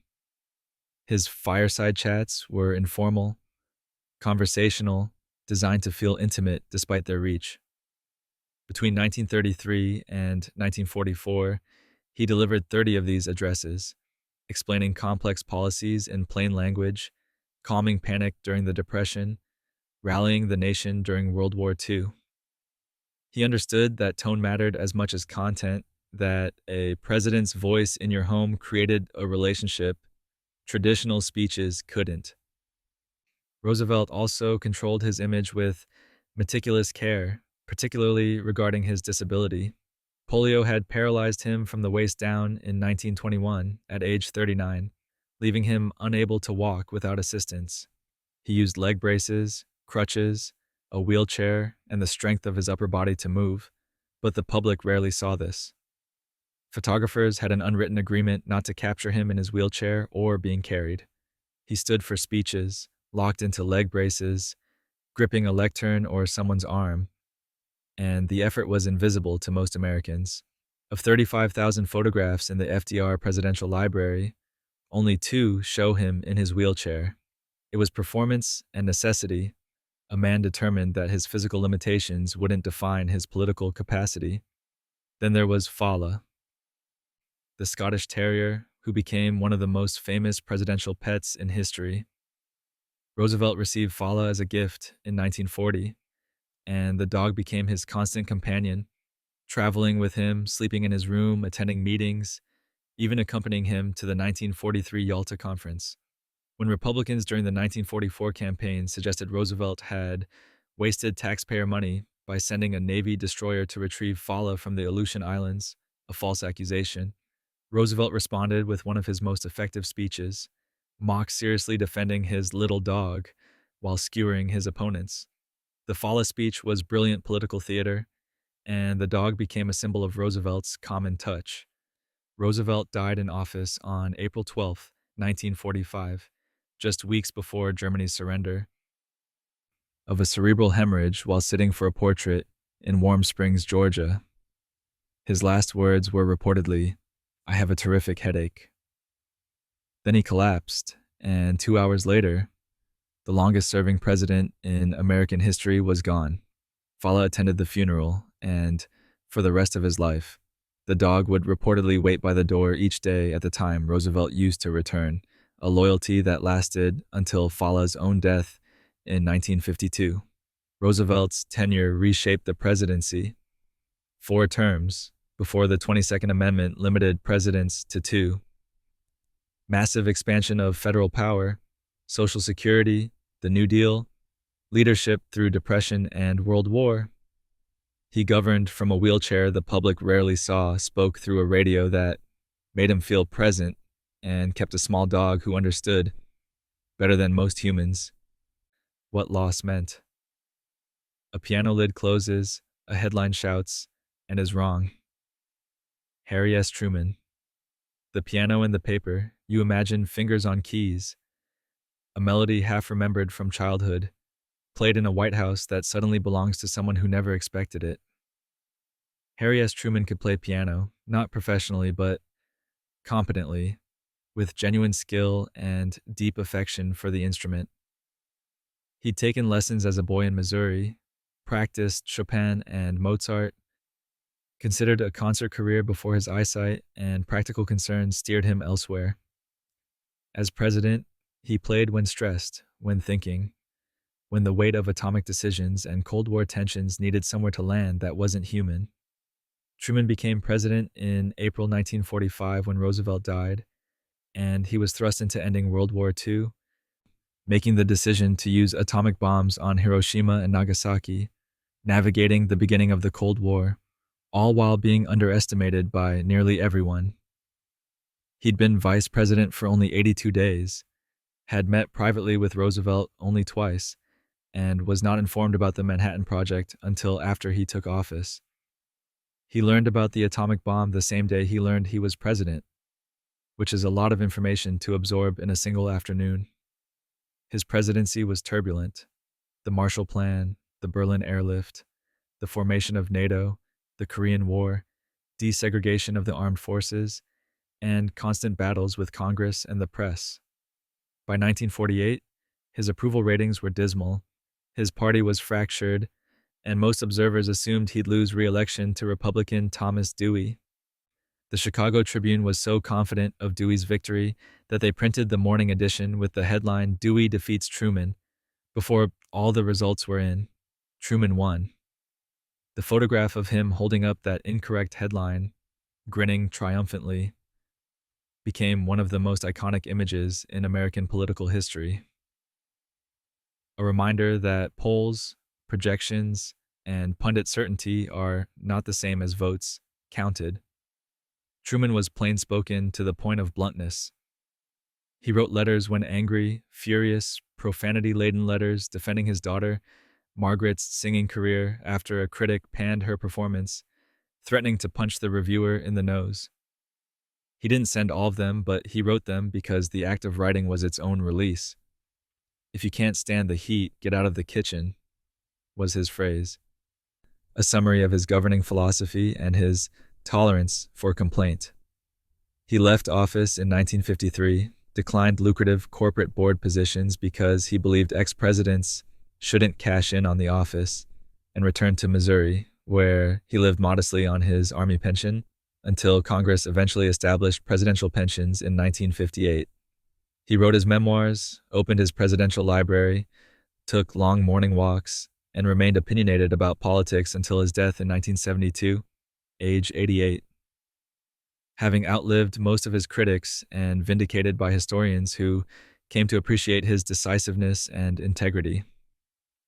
The piano at the Truman Library is playable, maintained, a reminder that governance and music are both about timing, pressure, and knowing when to hold and when to release.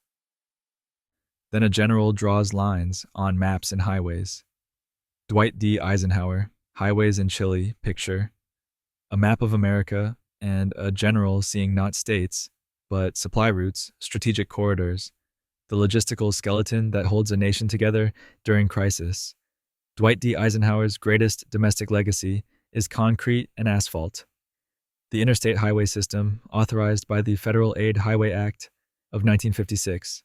The system transformed America, 41,000 miles of limited access highways connecting cities, enabling commerce, reshaping where people lived and how they traveled. Eisenhower understood infrastructure from military experience. He'd seen Germany's Autobahn network and recognized its strategic value. Good roads meant rapid troop movement, efficient evacuation, economic growth. The interstate system was sold partly on defense grounds, though its real impact was civilian. Suburbanization, road trips, the mobility that defined the second half of the 20th century. Eisenhower also cooked. He made vegetable soup, steaks, and a chili recipe he guarded carefully, though he shared it occasionally with friends who could be trusted not to ruin it with excessive beans or insufficient spice. His recipe involved beef, onions, tomatoes, kidney beans, despite his complaints about too many beans, and a specific ratio of chili powder to cumin that he considered non-negotiable. He cooked at Camp David, at his Gettysburg farm, in small kitchens when the White House felt too formal. Cooking was meditative, a task with a clear beginning, middle, and end. Unlike Cold War diplomacy, which had none of those things. Golf was another refuge. Eisenhower played constantly, hundreds of rounds during his presidency, often at Augusta National, where he had a cabin and a putting green installed near the White House because walking to the course was inefficient.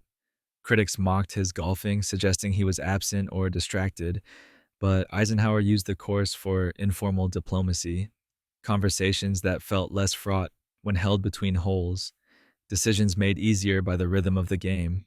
His presidency was marked by relative peace.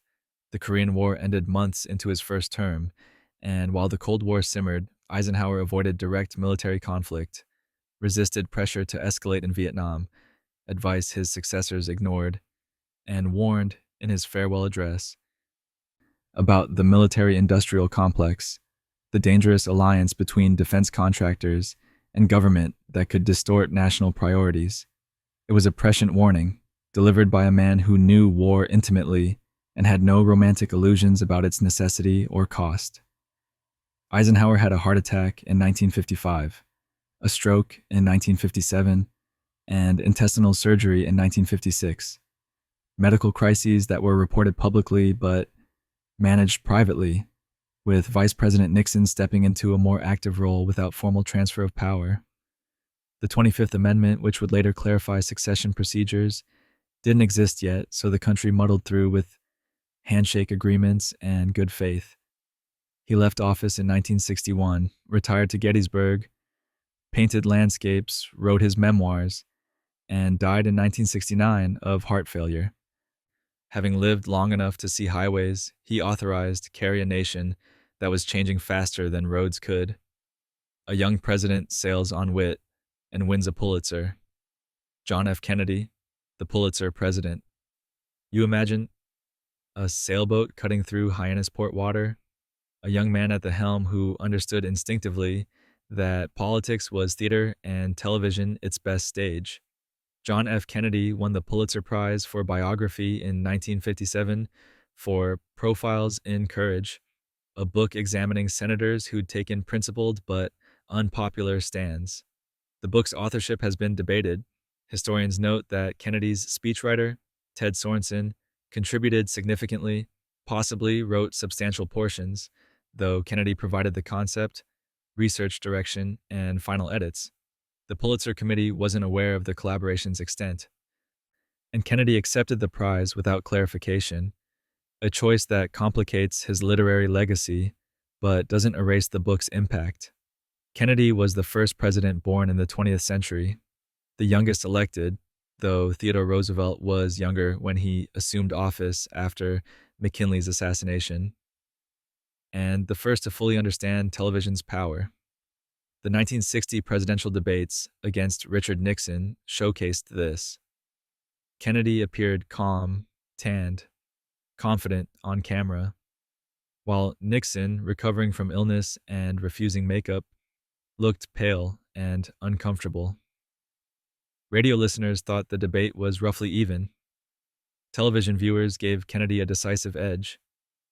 Image mattered, and Kennedy's image was youth, vigor, eloquence, a sharp contrast to Eisenhower's grandfatherly steadiness. His presidency lasted only 1,036 days. The Bay of Pigs invasion, a CIA-planned disaster in Cuba, happened 3 months into his term. The Cuban Missile Crisis in October 1962 brought the world closer to nuclear war than at any point before or since. 13 days of tense negotiations, naval blockades, and back-channel communications that eventually led to Soviet missiles leaving Cuba and American missiles quietly leaving Turkey. Kennedy emerged with enhanced credibility, though the crisis was partially his creation, the result of earlier decisions and miscalculations that escalated tensions. He also launched the Peace Corps, pushed for civil rights legislation, though progress was slow and incomplete during his lifetime, committed the United States to landing a man on the moon before the decade's end, and gave speeches that are still quoted. The inaugural address with "Ask not what your country can do for you," the American University commencement speech calling for peace, the Ich bin ein Berliner declaration of solidarity with a divided city.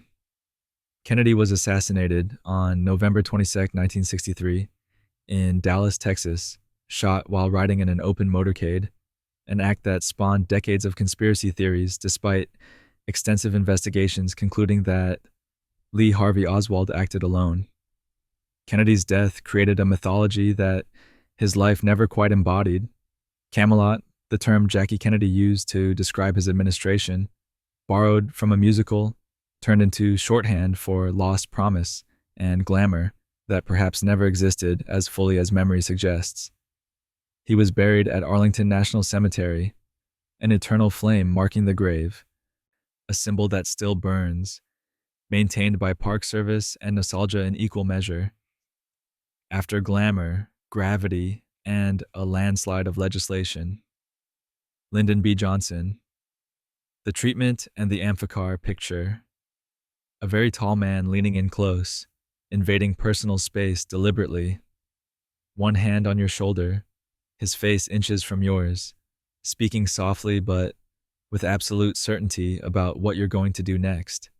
This was the Johnson treatment, a style of in-person persuasion that combined physical presence, detailed knowledge of what each legislator needed or feared, and relentless pressure applied with surgical precision. Johnson, who'd served as Senate Majority Leader before becoming Vice President, understood Congress better than perhaps any president before or since. He knew who owed whom favors, which votes could be bought with which compromises, and how to apply leverage without leaving visible bruises. His legislative accomplishments were staggering. The Civil Rights Act of 1964, which outlawed discrimination based on race, color, religion, sex, or national origin. The Voting Rights Act of 1965, which dismantled barriers to voting that had disenfranchised Black citizens for decades. Medicare and Medicaid, providing health coverage to the elderly and poor. The Elementary and Secondary Education Act, directing federal funding to schools. The Great Society programs, an ambitious attempt to eliminate poverty and racial injustice through government action. Johnson pushed through more significant legislation in 5 years than most presidents accomplish in 2 terms, using every tool available: persuasion, intimidation, political capital accumulated from Kennedy's assassination, and his own mastery of congressional mechanics. But Vietnam consumed him. The war escalated under his watch, from 16,000 American troops in 1963 to over 500,000 by 1968. He believed in containing communism, feared being seen as weak, and trusted military advisors who kept promising victory was achievable with just a few more troops, a few more bombing campaigns. The war fractured his coalition, turned young people against him, and ultimately drove him from seeking re-election in 1968, a decision he announced in a televised address that stunned the nation. Johnson also loved pranking people with his amphicar, an amphibious vehicle he kept at his Texas ranch. He'd invite guests for a drive, then head straight for a lake, screaming that the brakes had failed. Watching his passengers panic as the car plunged into the water and then floated because it was designed to. Johnson would laugh, triumphant, as the car motored across the lake like a boat. It was juvenile, borderline cruel, and utterly characteristic of a man who loved control, surprise, and demonstrating that he knew something you didn't. He died in 1973 of a heart attack at his ranch, age 64, having smoked heavily for decades despite multiple previous heart attacks.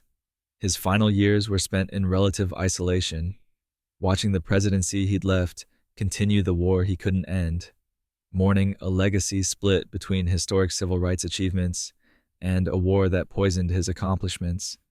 Then the strategist who went to China and played the piano too. Richard Nixon. Pianos and pandas. You picture a room at night. A man alone at a piano, playing Beethoven or Rachmaninoff with surprising skill.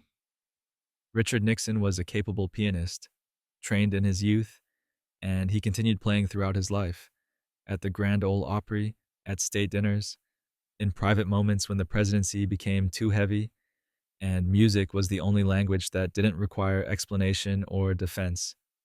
He wrote a piano concerto, never published or performed publicly, but composed nonetheless, because the act of creation offered something politics couldn't. Nixon's most significant foreign policy achievement was the opening to China.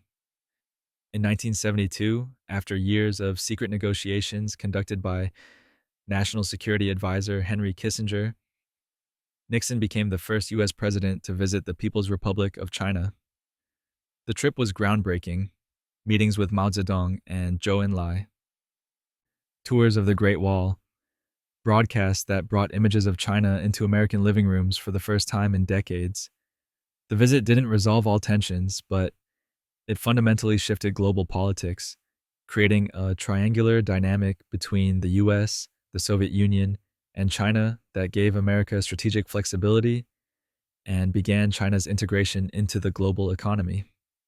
The trip also brought pandas. As a gesture of goodwill, China gifted the United States two giant pandas, Ling Ling and Xing Xing, who arrived at the National Zoo in Washington, D.C. in April 1972 and became instant celebrities. Millions of visitors came to see them over the next 2 decades, and they remain one of the most memorable diplomatic gifts in American history, even though both pandas have long since died. Nixon also founded the Environmental Protection Agency in 1970, signed the Clean Air Act, the Clean Water Act, and the Endangered Species Act. His environmental record is substantial, driven partly by genuine concern, partly by political calculation. Environmentalism had bipartisan support in the early 1970s, and Nixon recognized an opportunity. The EPA's creation consolidated federal environmental responsibilities and gave enforcement power that had been previously scattered and ineffective. And then there's Watergate, the break-in at the Democratic National Committee headquarters in 1972, the cover-up, the Saturday Night Massacre, the tapes, the impeachment process. Nixon resigned on August 9, 1974, the only president to do so, leaving office before the House could vote on articles of impeachment. "I am not a crook," he'd insisted during a press conference, "but the evidence, documented in his own secret recordings, proved otherwise. Obstruction of justice, abuse of power, contempt of Congress. Nixon spent his remaining 20 years trying to rehabilitate his reputation, writing books, advising presidents informally, traveling as an elder statesman. He died in 1994 of a stroke, age 81, having never fully escaped the scandal that ended his presidency, but having achieved enough in foreign policy that historians continue debating whether his accomplishments outweigh his crimes. The piano he played, the pandas he brought, the environmental protections he signed, none of it erased the tapes. A steady hand, a steady 40-yard spiral. Gerald Ford, the athlete statesman. Picture a football field, a center crouched over the ball. Snow falling on a Michigan autumn Saturday. Gerald Ford played center and linebacker for the University of Michigan Wolverines, winning 2 national championships in 1932 and 1933. He was good enough that both the Detroit Lions and the Green Bay Packers offered him professional contracts. He declined, choosing instead to attend Yale Law School, where he also served as an assistant football coach to help pay tuition. The decision to pursue law over professional sports was practical. Coaching and lawyering had longer career trajectories than knees allowed in football. But Ford remained an athlete at heart, the most physically coordinated president since Theodore Roosevelt. He became president in August 1974 after Nixon's resignation, the only person to serve as both vice president and president without being elected to either office. Ford had been appointed vice president under the 25th Amendment after Spiro Agnew resigned amid corruption charges, and when Nixon left, Ford inherited a nation exhausted by scandal, disillusioned by Vietnam, and economically stagnant with rising inflation. His first significant act as president was pardoning Nixon, a decision that was deeply unpopular, probably cost him the 1976 election, but which Ford believed was necessary to allow the country to move forward rather than remain mired in endless investigations and trials. Within 17 days in September 1975, Ford survived 2 assassination attempts. On September 5th, Lynette Squeaky Fromm, a follower of Charles Manson, pointed a pistol at Ford in Sacramento. A Secret Service agent grabbed the gun before she could bottom fire. On September 22nd, Sarah Jane Moore fired a shot at Ford in San Francisco. The bullet missed, partly because a bystander grabbed Moore's arm just as she fired. Ford kept campaigning, kept appearing in public, refusing to retreat behind security barriers. "If someone wants to shoot me," he reportedly said, "they're going to shoot me." Ford's presidency was brief and transitional. Inflation remained high despite whip inflation now, buttons, and campaigns. The Vietnam War finally ended with the fall of Saigon in 1975, and Ford's decision to pardon Nixon overshadowed most other accomplishments. He lost the 1976 election to Jimmy Carter by a narrow margin, a loss many attributed to the pardon and to Ford's gaffe during a debate claiming there was no Soviet domination of Eastern Europe, a statement that was factually absurd but reflected Ford's attempt to emphasize Eastern European resistance to Soviet control. Ford lived longer than any other president. 93 years, dying in 2006, having outlived his critics and seen historians reassess his brief tenure more kindly. He remained active, golfed regularly, and maintained that pardoning Nixon had been the right decision, regardless of the political cost. In 2001, he received the John F. Kennedy Profile and Courage Award for the pardon, a recognition that arrived decades late, but acknowledged the courage required to make an unpopular decision for what Ford believed was the nation's good.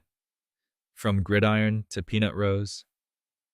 Jimmy Carter, solar panels and Nobel Peace. You imagine a roof, panels catching Georgia sun, a president who believed technology could solve problems that politics couldn't. In 1979, Jimmy Carter installed 32 solar thermal panels on the west wing of the White House designed to heat water and symbolize America's commitment to renewable energy in the wake of the 1970s oil crises. Carter wore cardigan sweaters in televised addresses, turned down the White House thermostat, and preached energy conservation as both practical necessity and moral imperative. The panels remained until 1986, when the Reagan administration removed them during roof repairs and never reinstalled them, a decision that reflected the shifting political winds away from Carter's emphasis on sustainability and sacrifice. Carter was a Naval Academy graduate, a nuclear engineer who'd trained under Admiral Hyman Rickover in the Navy's submarine program, and a peanut farmer who returned to Georgia after his father's death to run the family business. He entered politics through the Georgia State Senate, then as governor, before running for president in 1976 as a Washington outsider, promising honesty and competence after Watergate and Vietnam. He won barely, and his presidency was marked by both significant achievements and crippling failures. The Camp David Accords in 1978 brought Egyptian President Anwar Sadat and Israeli Prime Minister Menachem Begin together for 13 days of negotiations mediated by Carter, resulting in a peace treaty between Egypt and Israel that has held, with tensions, for over 4 decades. It was Carter's finest moment, patient diplomacy sustained by his determination that peace was achievable if leaders stayed in the same room long enough.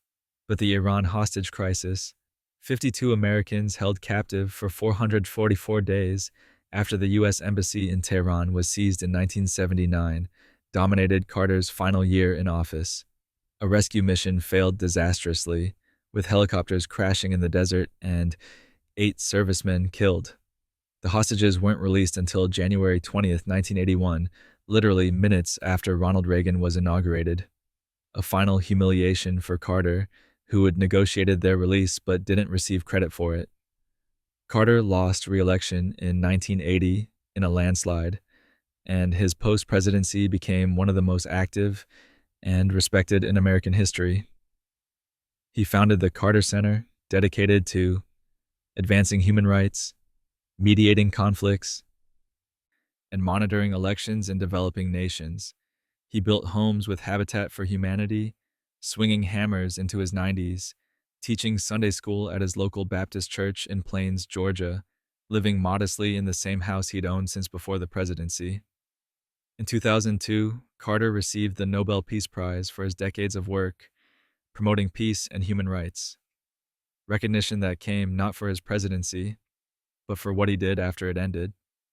He wrote over 30 books, remained outspoken on issues from Israeli-Palestinian relations to climate change, and demonstrated that a president's influence doesn't have to end when the term does. Carter entered hospice care in 2023 at age 98, having outlived all expectations and redefined what an ex-president could accomplish if they chose purpose over profit. Hollywood lines, jelly beans in jars, Ronald Reagan, the Jelly Bean Index picture, a jar on the Resolute desk filled with multicolored jelly beans, a California governor's habit that followed him to Washington. Ronald Reagan loved jelly beans. Jelly Belly brand specifically, which he had discovered in 1966 when he quit smoking and needed something to occupy his hands and mouth. As president, he kept jars everywhere: his desk, Air Force One, Camp David, conference rooms, and the Jelly Belly company sent him a steady supply, including custom red, white, and blue beans created for his 1981 inauguration. Guests, foreign dignitaries, staff, everyone was offered jelly beans, which became a minor diplomatic tradition and a humanizing quirk in an administration often defined by grand rhetoric and ideological certainty. Reagan was a Hollywood actor before politics, 53 films, president of the Screen Actors Guild, a familiar face who had spent decades learning how to deliver lines, hit marks, and project warmth through a camera lens. That training served him extraordinarily well in the television age. He was called the Great Communicator, not because his policies were universally popular, but because he delivered them with optimism and conviction that felt authentic, even when reading from scripts prepared by talented speechwriters like Peggy Noonan. His presidency was consequential: major tax cuts, increased defense spending, a massive military buildup aimed at outspending the Soviet Union, the Strategic Defense Initiative, derided as Star Wars by critics, and a confrontational stance toward communism that he softened in his second term through negotiations with Soviet leader Mikhail Gorbachev. The most famous moment came in 1987 at the Brandenburg Gate in Berlin, when Reagan challenged, "Mr. Gorbachev, tear down this wall." The Berlin Wall did fall 2 years later, in 1989, after Reagan left office, and while the wall's collapse had many causes, Reagan's rhetorical pressure and military spending contributed to the Soviet Union's inability to sustain the Cold War's economic burden. Reagan survived an assassination attempt in 1981, shot by John Hinckley Jr. outside a Washington hotel, a bullet puncturing his lung and lodging an inch from his heart. He walked into the hospital under his own power, then collapsed, nearly dying from blood loss. His recovery was public and optimistic, reinforcing his image as resilient and good-humored. He joked with doctors before surgery, "Please tell me you're Republicans." The doctor, a liberal Democrat, replied, "We're all Republicans today, Mr. President." Reagan's administration was also marked by the Iran-Contra affair, a scandal involving secret arms sales to Iran and illegal funding of Nicaraguan rebels, which revealed that his management style, delegating heavily, often unaware of details, allowed significant misconduct to occur within his administration. Investigations, hearings, and indictments followed, though Reagan himself was never formally implicated. He left office in 1989 with high approval ratings, retired to California, and was diagnosed with Alzheimer's disease in 1994. He lived another 10 years, memory fading, finally dying in 2004 at age 93, having shaped American conservatism and contributed to the Cold War's end, remembered for optimism, jelly beans, and a voice that made governance sound simple even when it wasn't. A war hero, a note writer, and an unfortunate dinner in Tokyo. George H.W. Bush, skydives and sushi. You imagine a plane door opening, wind roaring, and a man in his 80s stepping into nothing but air and faith in a parachute. George H.W. Bush celebrated multiple birthdays by skydiving, his 75th, 80th, 85th, and 90th, because he could, because it reminded him of 1944 when, as a Navy pilot, his plane was shot down over the Pacific and he bailed out, the youngest pilot in the Navy at the time. He survived. 2 crewmates didn't. Bush was rescued by a submarine, and the memory of that jump, terrifying, necessary, successful, stayed with him. The birthday jumps were partly nostalgia, partly defiance of age, partly proof that fear could be managed if you remembered you'd done it before. Bush's presidency was dominated by foreign policy. The Cold War ended during his term, with the Berlin Wall falling, Eastern Europe liberating itself from Soviet control, and the Soviet Union itself dissolving by 1991. Bush managed these transitions carefully, avoiding triumphalism that might have provoked a violent Soviet reaction, working with Mikhail Gorbachev to ensure peaceful transitions. His critics said he lacked vision. The vision thing, he called it dismissively, but his steady management of the Cold War's end deserves credit for what didn't happen. No miscalculations, no accidental wars, no collapses that turned catastrophic. The Gulf War in 1991 was Bush's other defining moment. When Iraq invaded Kuwait, Bush assembled a broad international coalition, secured United Nations approval, and led a military campaign that liberated Kuwait in weeks with minimal American casualties. He stopped short of invading Baghdad or removing Saddam Hussein, a decision he defended as adhering to the UN mandate and avoiding a quagmire. His son, George W. Bush, would make a different choice 12 years later. And then there's the 1992 state dinner in Tokyo. Bush, suffering from what was likely gastroenteritis, vomited on Japanese Prime Minister Kiichi Miyazawa during a formal banquet, then fainted. The moment was captured on camera, broadcast globally, and became an unfortunate punctuation mark in a presidency that was already struggling domestically. The economy had slipped into recession. Bush had broken his read my lips, no new taxes pledge by signing a budget deal that included tax increases, and voters were souring on a president they saw as more engaged with foreign affairs than their economic struggles. Bush lost re-election in 1992 to Bill Clinton, a painful defeat for a man who'd served as vice president for 8 years and president for 4, who'd overseen the Cold War's end and a successful military campaign, but couldn't convince voters that he understood their lives. He retired to Texas and Maine, took up painting, badly by his own admission, skydived, and watched his sons enter politics, Jeb as Florida governor, George W. as Texas governor, and then president. Bush died in 2018 at age 94, 7 months after his wife Barbara's death. His final words were reportedly a phone conversation with his son, George W., in which he said, "I love you too." Then he stopped breathing, having lived a life defined by service.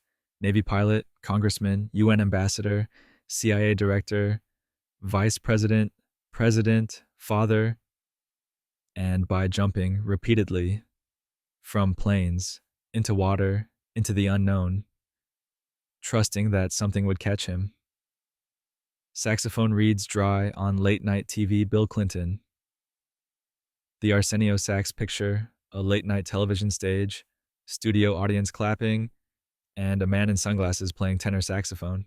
In June 1992, during the presidential campaign, Bill Clinton appeared on the Arsenio Hall show and played Heartbreak Hotel on his saxophone, an appearance that was calculated, slightly awkward, and politically brilliant. It signaled that Clinton was young, 46, cool, or trying to be, and willing to meet voters where they were on late-night TV, in popular culture, outside the traditional campaign circuits. The performance wasn't virtuosic, but it was genuine. Clinton had played sax since high school, and the appearance humanized him in ways that policy speeches couldn't. Clinton was a Rhodes Scholar, Yale law graduate, Arkansas governor, and one of the most naturally gifted retail politicians of his generation. He could work a room, remember names, make every conversation feel personal, explain complex policy in accessible terms, and pivot between different audiences: rural Southern voters, urban professionals, young people, elderly citizens, with fluency that seemed effortless, but was the result of decades of practice. His presidency was marked by economic prosperity, budget surpluses, low unemployment, technological boom, and by scandal. The Monica Lewinsky affair, revealed in 1998, led to his impeachment by the House on charges of perjury and obstruction of justice. He was acquitted by the Senate, remained in office, and maintained relatively high approval ratings throughout, a testament to the public's ability to separate job performance from personal conduct, or at least to prioritize economic prosperity over moral judgment. Clinton's policy achievements include the Family and Medical Leave Act, the Brady Bill imposing background checks on gun purchases, welfare reform, the Children's Health Insurance Program, and the appointment of Ruth Bader Ginsburg and Stephen Breyer to the Supreme Court. He also appointed Madeleine Albright as Secretary of State in 1997, making her the first woman to hold that position, a milestone that took 208 years to reach. His foreign policy was mixed: successful intervention in the Balkans to stop ethnic cleansing, the Oslo Accords facilitating Israeli-Palestinian negotiations, which ultimately failed to produce lasting peace, the expansion of NATO, and bombing campaigns in Iraq and Sudan that had uncertain results. He left office in 2001 with high approval ratings despite the impeachment, having presided over the longest peacetime economic expansion in American history. Post-presidency, Clinton founded the Clinton Foundation, focused on global health, economic development, and climate change.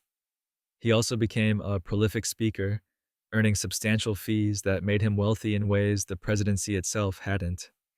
His legacy remains complicated: significant policy achievements, undeniable political skill, and personal scandals that tarnished both but never fully eclipsed them.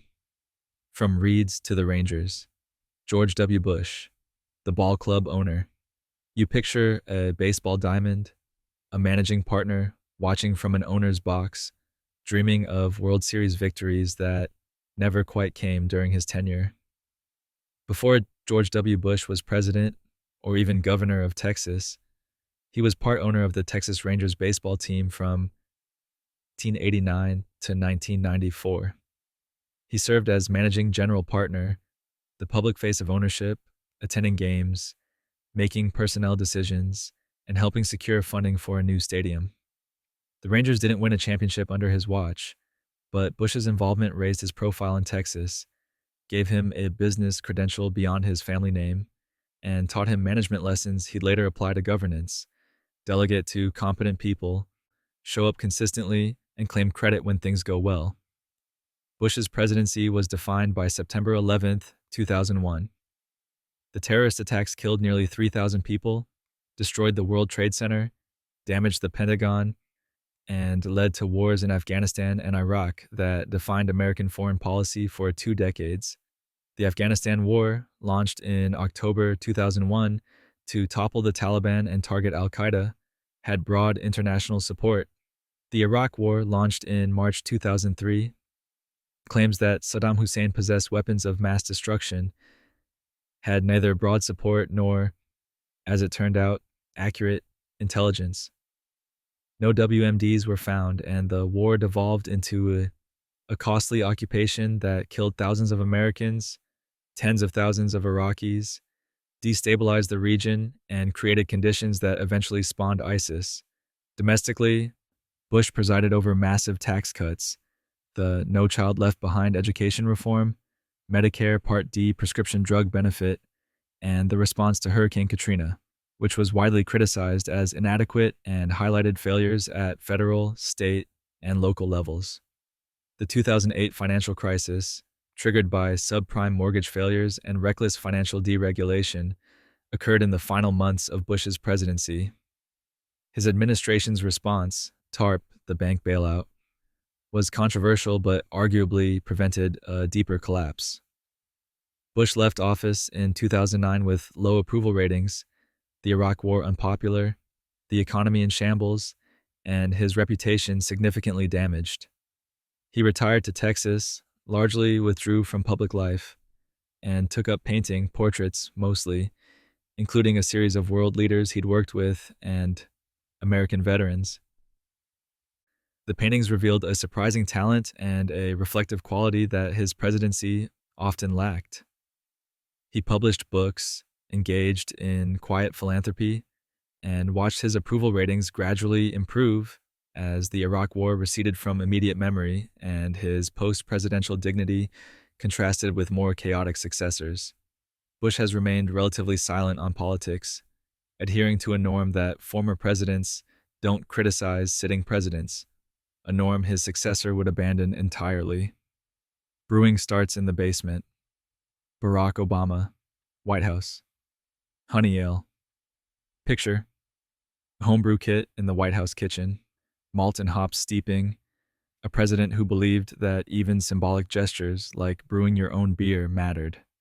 Barack Obama's administration produced the first ever beer brewed at the White House Honey Ale, made with honey from Michelle Obama's vegetable garden, became a minor sensation. The recipe was kept secret initially, which led to Freedom of Information Act requests, and the White House eventually released the recipe in 2012, a piece of transparency that was simultaneously trivial and symbolically important.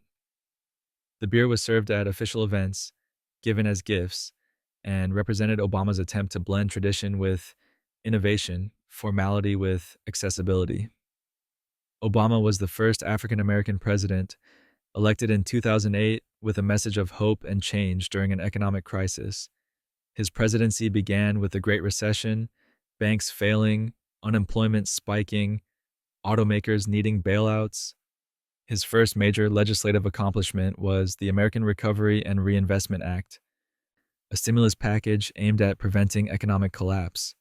The economy recovered slowly, and by the end of his presidency, unemployment was below 5%, the stock market had more than doubled, and the auto industry had rebounded. The Affordable Care Act, passed in 2010, extended health insurance to millions of Americans who'd been uninsured, prohibited discrimination based on pre existing conditions, and allowed young adults to remain on their parents' insurance until age 26. It was controversial, passed without Republican support, and became the target of repeated repeal attempts, but it survived legal challenges and expanded access to care in ways that fundamentally changed American healthcare. Obama also became famous for filling out NCAA basketball brackets on ESPN, a tradition that humanized him and connected with sports fans, but also drew criticism for seeming trivial while serious issues demanded attention. He was an elegant orator.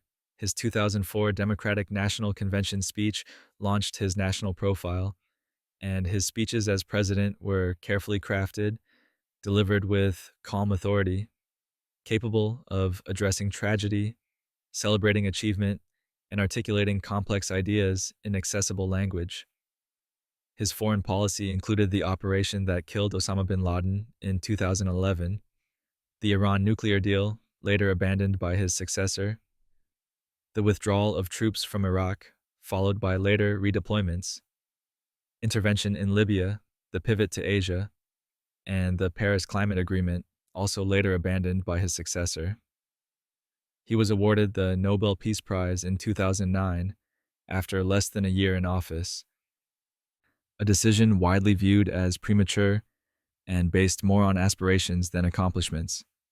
Obama left office in 2017 with approval ratings around 60%, having served 2 full terms, avoided major scandal, and maintained a public image of dignity and competence. He has remained active in post-presidency, producing content through a production company, writing memoirs, and occasionally speaking on issues when he feels compelled, though adhering largely to the tradition of ex-presidents stepping back from daily political commentary. Then the Twitter era, in all caps, Donald J. Trump, no prior public office. You imagine a man who'd spent his life building towers with his name on them, suddenly occupying a house where the name above the door was someone else's. Donald J. Trump was the first president elected with no prior government or military experience, a businessman and reality television star who ran an insurgent campaign, won the Republican nomination against a crowded field, and defeated Hillary Clinton in 2016, despite losing the popular vote by nearly 3 million votes. Trump's presidency was unlike any before it. Combative, chaotic, conducted partly through Twitter, where he posted thousands of times, often in early morning hours, bypassing traditional media to speak directly to supporters, attack critics, announce policy changes, and create controversies that dominated news cycles. His tweets became official presidential statements, archived by the National Archives, a new form of presidential communication that was immediate, unfiltered, and often inflammatory. He appointed 3 Supreme Court justices, Neil Gorsuch, Brett Kavanaugh, and Amy Coney Barrett, shifting the court decisively rightward, with implications that will last decades. He signed the Tax Cuts and Jobs Act in 2017, cutting corporate tax rates significantly. He withdrew from the Trans-Pacific Partnership, the Paris Climate Agreement, and the Iran nuclear deal. He imposed tariffs on China, beginning a trade war that disrupted global markets. He established the United States Space Force in 2019, the first new military branch since the Air Force in 1947, focused on space-based operations and defense. His administration's response to the COVID-19 pandemic was widely criticized as inconsistent, downplaying the virus's severity resisting public health measures, and politicizing mask wearing and vaccines. Over 1 million Americans died from COVID-19, a death toll that included deaths during Trump's term and his successors, but the initial response failures during Trump's presidency contributed to the spread and severity. Trump was impeached twice, first in 2019 for abuse of power and obstruction of Congress related to pressuring Ukraine to investigate political rivals, and second in 2021 for incitement of insurrection after the January 6th, 2021 attack on the U.S. Capitol by his supporters attempting to overturn the 2020 election results. He was acquitted both times by the Senate, though the second impeachment received bipartisan support, with 7 Republican senators voting to convict. He lost re-election in 2020 to Joe Biden, but refused to concede, claiming without evidence that the election was stolen.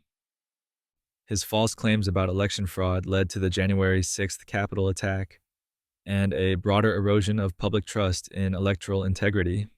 He left office in 2021, declining to attend Biden's inauguration, the first president to skip his successor's swearing in since Andrew Johnson.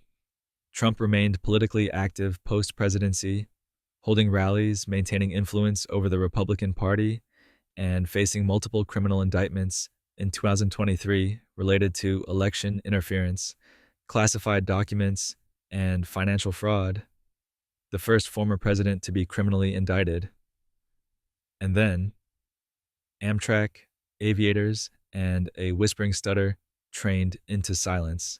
Joseph R. Biden, the Amtrak commute picture. A train platform at dawn, a senator boarding Amtrak for a 90-minute commute from Wilmington, Delaware to Washington, D.C. A routine he maintained for 36 years. Joseph R. Biden became Amtrak Joe, commuting daily so he could be home with his sons after his first wife and infant daughter were killed in a car accident in 1972, weeks after he was elected to the Senate. The commute was about family, dinner, with his boys, tucking them in, being present despite the demands of office, and it became part of his political identity, a symbol of middle-class normalcy, of understanding that work and family coexist in tension that requires daily negotiation. Biden has spoken openly about overcoming a childhood stutter, a vulnerability that required years of practice, speech therapy, and determination to manage. He still occasionally stumbles over words, pauses mid-sentence, searches for phrasing, visible remnants of a condition he's controlled but not erased.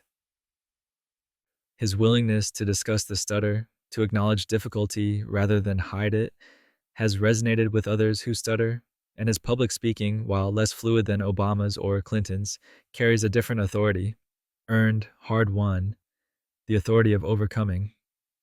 As president, Biden's early tenure was defined by the COVID-19 pandemic response, vaccine distribution, economic relief, navigating a country exhausted by 2 years of disruption. The American Rescue Plan, passed in 2021, provided direct payments, extended unemployment benefits, and funded vaccine rollout. The Infrastructure Investment and Jobs Act, also passed in 2021, allocated funding for roads, bridges, broadband, and public transit, the kind of physical infrastructure investment that hadn't been attempted at this scale in decades. Biden also brought Major, a rescued German Shepherd, to the White House, the first shelter dog to live there, a symbolic choice emphasizing adoption over purebred purchase. Major had behavior issues, including biting incidents, and was eventually rehomed, a decision that generated more news coverage than it perhaps warranted, but reflected the public's enduring fascination with presidential pets. Foreign policy challenges included the chaotic withdrawal from Afghanistan in August 2021, ending America's longest war, but in a manner widely criticized as poorly planned and executed. The fall of Kabul, desperate evacuations, and 13 U.S. service members killed in a suicide bombing marked a painful end to a 20-year conflict. Biden also rallied international support for Ukraine after Russia's invasion in February 2022, coordinating sanctions, weapons shipments, and NATO unity, though the conflict remained unresolved. Biden, at 82 in 2025, became the oldest president in American history, a fact that generated constant discussion about age, capability, and succession. His verbal stumbles, slower pace, and occasional confusion were scrutinized intensely, though supporters argued his experience and judgment outweighed physical decline, which, if you're counting, brings us gently to the present and to sleep. And that brings us quietly to now. 45 presidents, 45 people who signed laws and started wars and shaped the country, sure, but who also kept badgers as pets, installed bathtubs the size of small boats, spoke Mandarin to avoid eavesdroppers, and occasionally drove amphibious cars into lakes just to watch their guests panic. If the past is a long house, we've walked it room by room, touched the odd handles, noticed the warm doorknobs, and learned that every formal portrait hides someone who once did something deeply, wonderfully strange. Someone invented a device to lift boats. Someone else got a speeding ticket and paid it without argument. Someone kept fossils where the coats were supposed to go. Someone brewed beer in the basement with honey from the garden. And through all of it, through revolutions and recessions, through wars that lasted decades and scandals that ended presidencies, the country kept moving forward like a clock that refuses to notice the storm outside. History is patient. Facts are generous. And truth, it turns out, is stranger than insomnia, and often kinder than we expect. So the next time you see that list of presidents and wonder how we made it this far, just remember, someone once banned dancing in the White House, someone else had a secret surgery on a yacht to avoid crashing the stock market, and one of them kept a 400-pound wheel of cheese in the foyer until 10,000 people showed up to eat it. We survived all of that. You're going to be fine. Sleep well.